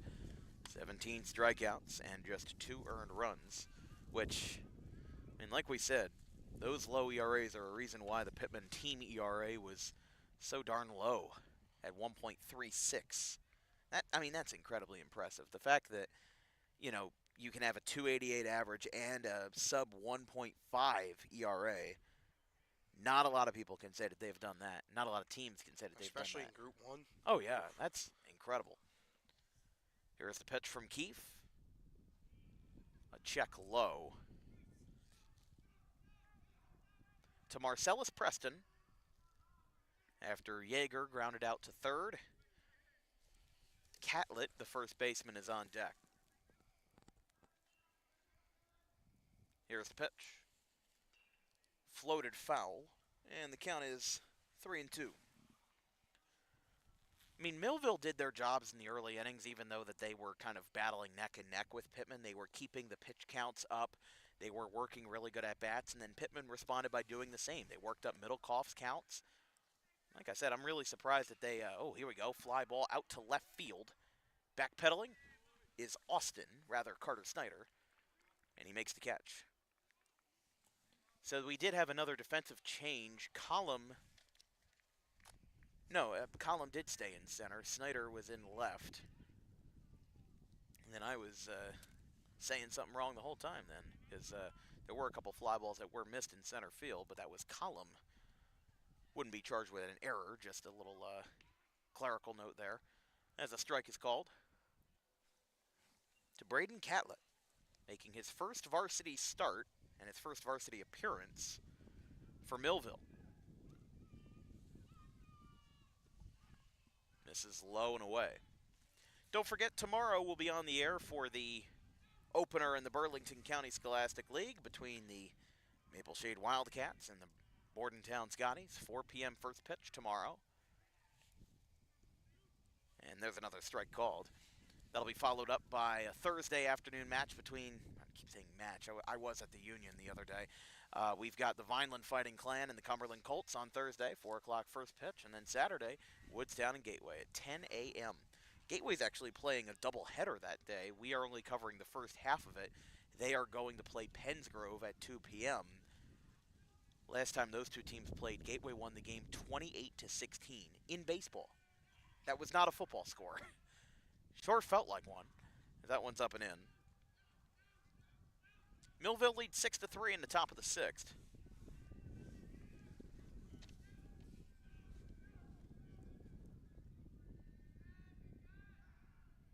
And a swing and a miss. Pitman gets out of it without much trouble, and now they've got some work to do on the offensive side. It is 6-3, Millville over Pitman going to the bottom of the sixth inning.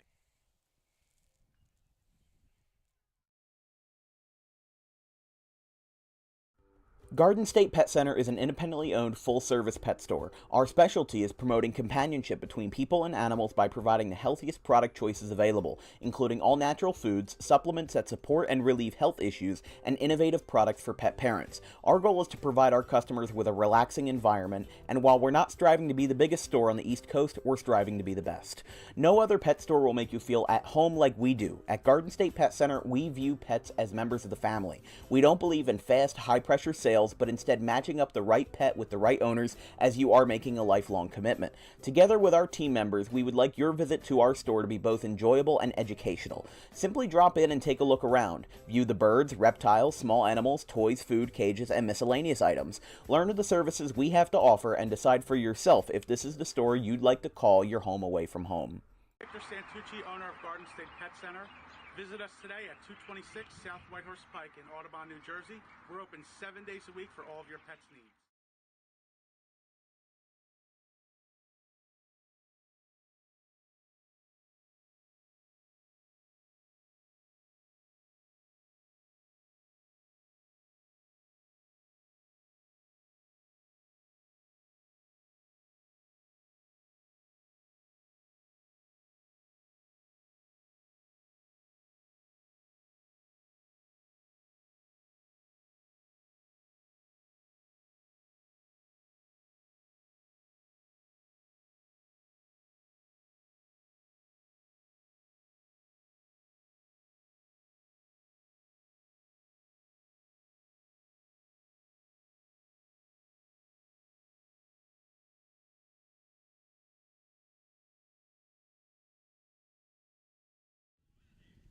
New pitcher for the Millville Thunderbolts. It is number 16, Gabe Reef. This is his 4th season pitching with the Thunderbolts. Had 3 2/3 in its freshman year, and 3 1/3 in his sophomore, 4 scoreless as a junior. And Reef, with 4 scoreless innings last year, 2 walks, 5 strikeouts. And he inherits a 3-run lead in the bottom of the 6th inning as Pitman was ahead for a short while. But with Brady Middlecoff, his final line, 5 innings, 5 strikeouts, no walks, and just 3 hits allowed, and 1 unearned run, 2 earned. Reef's only appearance of 2024 was versus Pennsville in a 7-3 loss on April 17th. And that's the line that we just read to you. 4 innings, 3 hits, no earned runs, 2 unearned, 2 walks, and 5 strikeouts. That one is up and in. Almost clipped Stranahan. 4, 5, and 6 for the Panthers in the bottom of the 6th as they trail by 3. Stranahan foul tip. And it's 2-2. Stranahan to commit to Camden County College. He'll be followed by Drew Keefe and the freshman Carter Snyder. That one misses low. The thing that I like about Pitman baseball is that they really do like to have variable lineups. You know, one of the things that we've talked with Coach Hopley about is the fact that if you're on the team, you're going to play. If you're on varsity, you will play. If you're on JV, you will play. They will find ways to get you in the lineup, just like Carter Snyder. He's a freshman hitting 6th. Trevor Leach played in one of the 2 scrimmages. Now Dylan Tyler over at second base. He's relatively new as well, as that one is going to be a walk to Stranahan. So after Middlecoff had 0 walks in his 5 innings of work, the first man to relieve him walks the first man, and it's Aiden Stranahan who will reach. And now it's Keefe who came in for relief of Watson in the top half of the inning, went scoreless.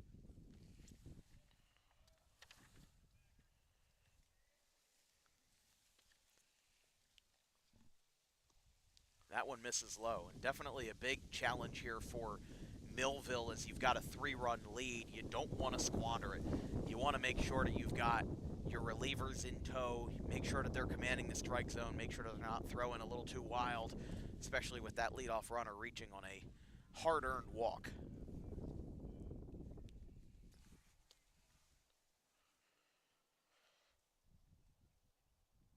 Reef's start at third base today was his first batting appearance with the Thunderbolts at the varsity level. Had 1 pinch running appearance last year and mostly was a small sample size pitcher, as we said, 11 career innings across 3 seasons going into today, with his 1 appearance versus Pennsville in a game where Millville at home committed 3 errors in a loss to the Eagles.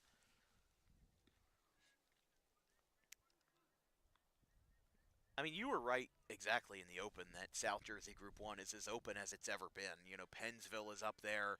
I think they could make a very deep run this year. I mean, they've brought back pretty much all of their guys, and Luke Wood is returning from injury as well. So one of the best left-handers, if not the best lefty, in South Jersey, and not to mention a 2-way player. Keefe strikes out, and you've got Audubon with a 13-man senior class that's trying to get back to the limelight for the first time in a while. Pitman is here. You know, there's a lot of teams that are retooling. Woodstown's got pretty much all of their guys back. Brent Williams is going to be a big loss for them, but I think that they can retool around him. I mean, Woodstown is in its own little cubby in South Jersey. There's nothing really around it. And even though they're Group 1, they still get the best of those kids around. I mean, they've got, first of all, at my college, they've got Shannon Pierman, who averaged a double-double for the women's basketball team at RCSJ, and just an insanely good athlete. Not to mention that they had Kara Knorr a couple of years ago, related to Jack Knorr, who was a multiple national champion in shot put. Just insanely good athletes over there at Woodstown. Not to mention Rocco String that we mentioned earlier. There's a swing and a miss. 7th strikeout by Millville's pitching staff, and that's out number 2. As now it'll be Column after the strikeout by Snyder. Pittman's got to get the bats going again. 4 outs left to get 3 runs here. And they've got the runner on first. Seemed like a promising start to the inning, but haven't had too much outside of that. That one is low. 1-0 to Column. All of a sudden, the strikeouts for Millville pitching are starting to pile up. 4 in the last 2.5 innings here. And that's something that matters a lot. You know, when we talk about how many passed balls and wild pitches there's been, you want to keep as many runners off base as possible. And Millville having 7 Ks in this opening day contest, certainly a good start with Reef in relief. Column 1 for 2, a single and a strikeout to his name today. There is another strike called on a looping breaking ball, and it's 2-1.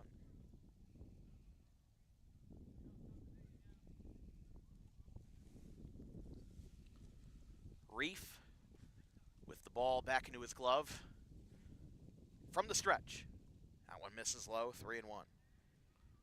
And that would be a big heartbreaker for Millville if they end up, giving up a run or two just off of walks, because they've had their fair share of trouble in this inning, even though their starter didn't have any problems. Once you get into the bullpen, sometimes things can become a bit of a wild card this early in the season. Ground ball out to short. This should take care of it. Throw to second is in time, and the side is retired.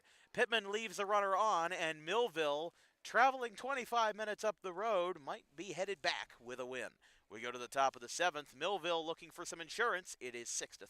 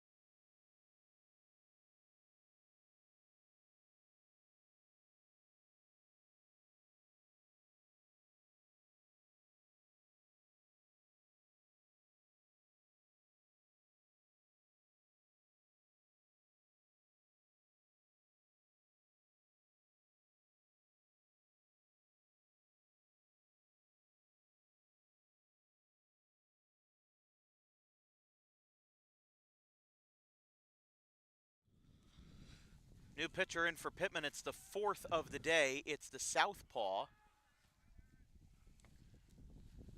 number 24. Excuse my delay. That is, actually, is that 24 or 34? Oh, that's 24. Not somebody we have on our roster. Mystery Man. Lefty delivers a strike. Oh, it's Kieran Clark, freshman left-hander. He was not on the roster that was given to us, but he is on the NJ.com roster. So the lefty, 5'11", 135, makes his first appearance as a varsity athlete. This one's popped up in the infield. And there's out number one. And again, this is the kind of inning that Pitman needs. Obviously, the bottom of the seventh, they're going to have to ramp it up on the offensive side, but getting a good hitter to pop out in that situation, now opening the door for some insurance runs for Millville. You know, putting the lefty freshman in the top of the seventh inning, it's a bold move, but I like it. I think that it's going to be kind of a put your chips at the center of the table kind of move. If it works, it works. If it doesn't, well, your game might be over. And I like that sweeping curve there from the lefty to the catcher Kevin Dick after Shapiro popped out to first.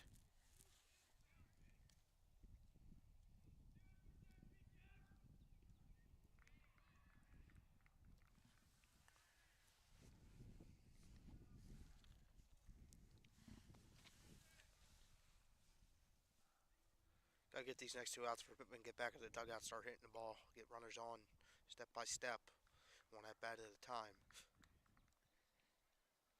And like I said, with Clark being the freshman lefty, it definitely is a precarious position to put him in. You know, if he relieved Watson or something like that, maybe it would have been a little bit less high of stakes. But definitely got to keep Millville off the board if you're Pittman. And he just picked up his first career strikeout, Kieran Clark.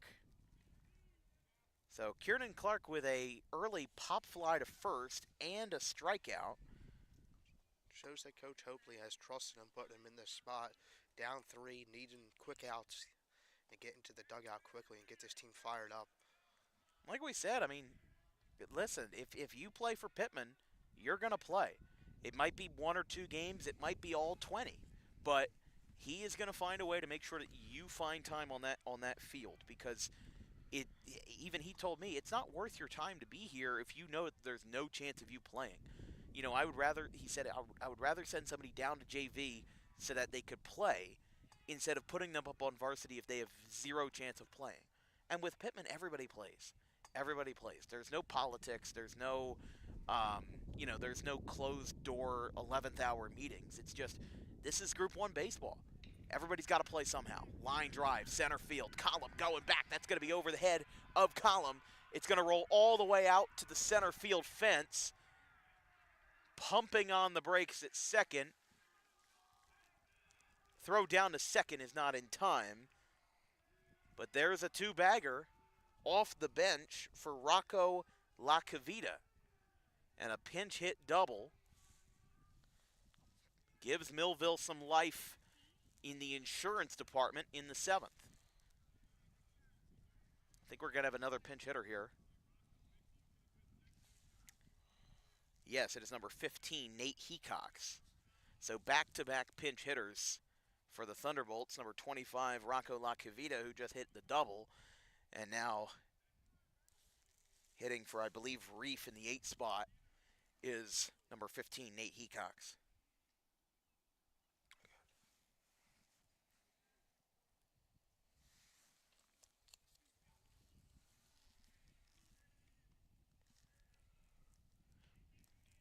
Kieran Clark is set versus the pinch hitter Hecox. Big lead off of second there.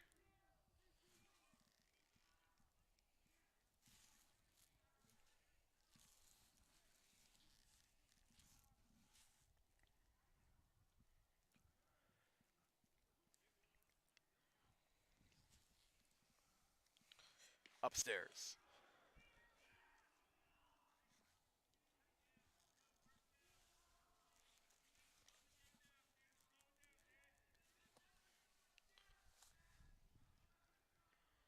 Clark with a runner in scoring position, dealing with back-to-back pinch hitters for the Thunderbolts. Strike called, a little generous there, but we're also 350 feet away. I try not to judge too much. If we're right behind the plate, I'll maybe mutter something, but... We're also 2 hours and 10 minutes into this game. Yeah. There you go.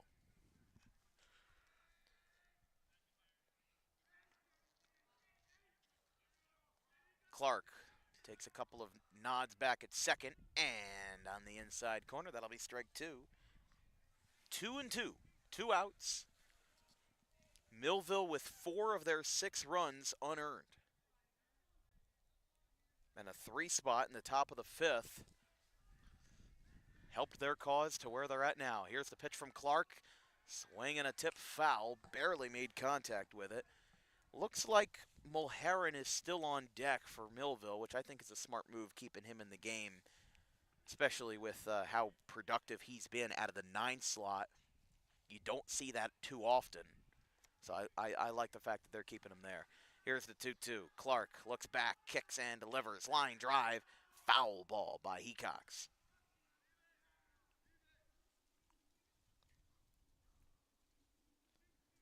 Nate Hecox, the sophomore, went 2 for 8 last season. 2 singles, 1 walk, and 1 hit by pitch.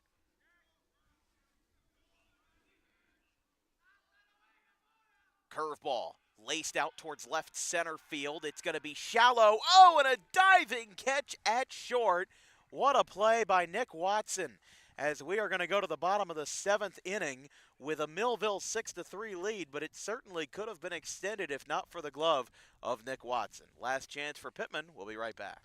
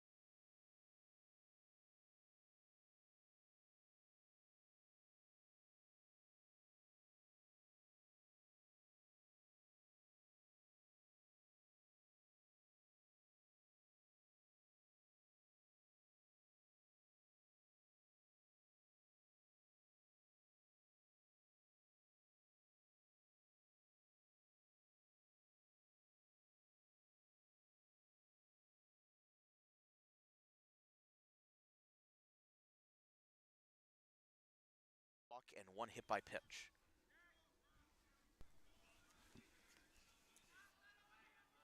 Curveball, laced out towards left center field. It's going to be shallow. Oh, and a diving catch at short. What a play by Nick Watson, as we are going to go to the bottom. Good stuff from Nick Watson as we enter the bottom of the 7th with Gabe Reef still on the hill in his 2nd inning of relief, looking for the 6-out save. Jackson Austin leads us off 8-9-1 for Pitman,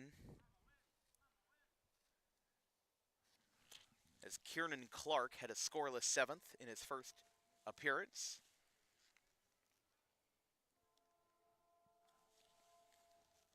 That train was a little bit late. Nick Watson homered in the 3rd, not the 7th. Here's the pitch. Late swing by Austin.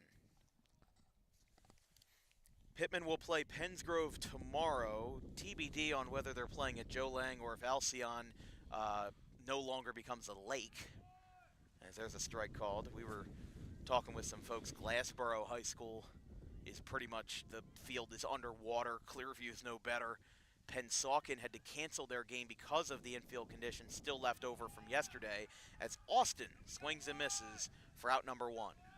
Don't forget our next broadcast, number 476 for Dan Wilkins Broadcasting. Yes, this is number 475.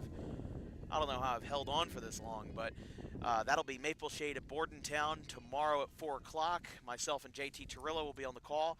And then we've got Vineland Cumberland on Thursday, Woodstown Gateway on Saturday, and then to enter week 2, the kind of officially unofficial opening day for most teams around the state, Williamstown and Clearview on Monday, March 31st.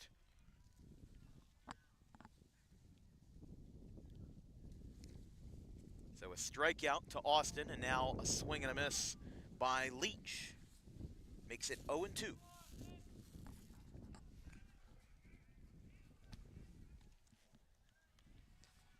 We'll flip back to the top of the card for Sherrow next. 0-2. Swing and a miss. Second strikeout in the 7th for Gabe Reef. And somebody who only had one appearance last year getting put in a big spot. And he's getting it done. 2 up, 2 down on 2 Ks. Last chance for Pitman here on opening day. If Middlecoff and Reef pitch like this, 1-2 punch the rest of the year, it's going to be a fun year for the Thunderbolts. Definitely going to be a big help. Although I don't know if they can replicate 4 unearned runs that many times, especially versus those very disciplined Cape Atlantic teams. It's not going to be easy. Reef, first pitch to Sherrow, misses low.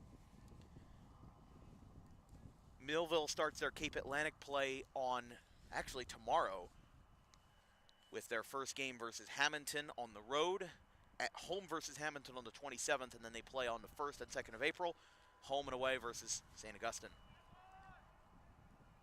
Strike called there. There's the train moving about in left field. Down the line here, running through the town of Pitman. Downstairs. This is Pitman's 26th appearance on Dan Wilkins Broadcasting. They would fall to 16-10 with a loss.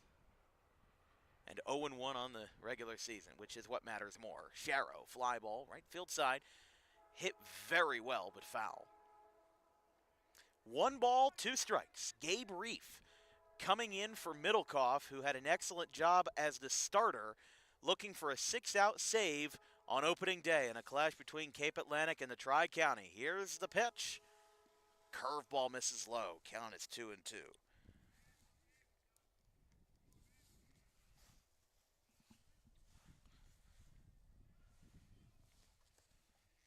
Millville looking to start the season on the right foot with a 2-2. Ground ball out towards second. This could do it. Flat-footed throw to first is in time, and the Millville Thunderbolts get the job done with a 6-3 opening day win over the Pitman Panthers.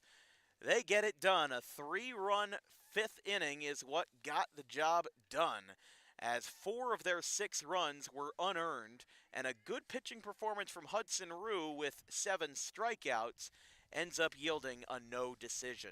Gabe Reef comes in and gets himself a 6-out save, as despite Nick Watson's home run in the 3rd, that was the last of the offensive spark for the Panthers this afternoon. Time of game, 2 hours and 18 minutes here on opening day.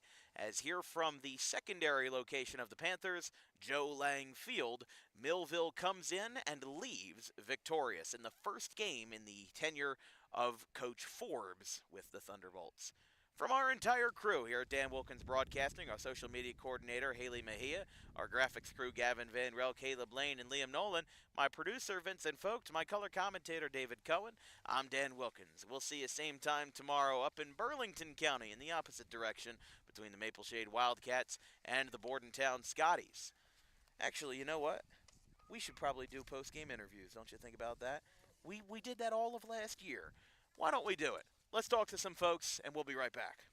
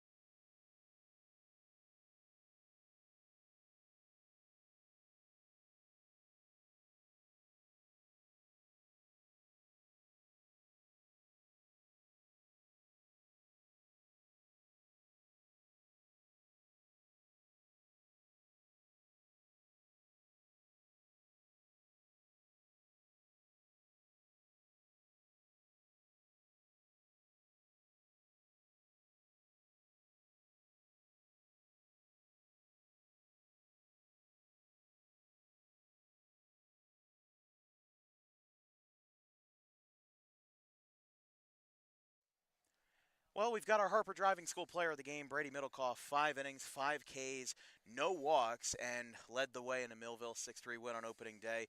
You guys traveled a decent bit to get here. You guys scrimmaged Pitman for the last couple of years. First of all, how'd you feel out there today? I felt great, first start of the season, I was on a little bit of a pitch count, but, I just let my stuff do the work, let my defense do the work, and ultimately it was a successful first game for me. And for you, of course, Coach Forbes in his first season as head coach, his first game gets a win. Very important game for everybody here at Millville, especially getting that win on the road.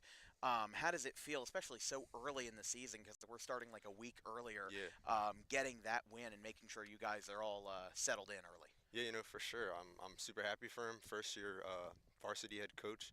We just put it together, and hopefully we can keep the momentum rolling into Hamilton tomorrow and Thursday and just start the season off strong. And I really liked how you guys did the mid-game adjustments. You guys had 2, I think 3 errors in the field and then just locked down. Watson hit the 2-run homer and then nothing else got through.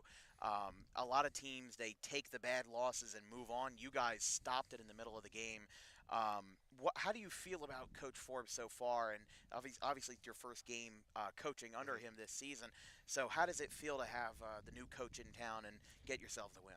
It was definitely a change, but I would say he preaches culture, he preaches momentum, and we executed perfectly today. And, I'm just super happy for him, and we'll see where things go in the season. So, yeah. Absolutely. That's all great to hear. Brady, thank you very much. Thank you. We're going to do a little tradition here on DWE that we've been doing for, I think, 4 years now. We're going to have you sign the game notes. Yes, sir.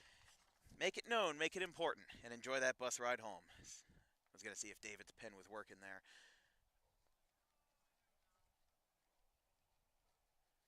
There you go. Nice and legible. Some of these guys, they just scribble on there. There you go. Brady, thank you very much. Best of luck the rest of the way. Thank you. All right, that'll be all for us tonight here on DWB from our entire crew. Again, social media coordinator Haley Mejia, graphics crew Liam Nolan, Caleb Lane, and Gavin Van Rel.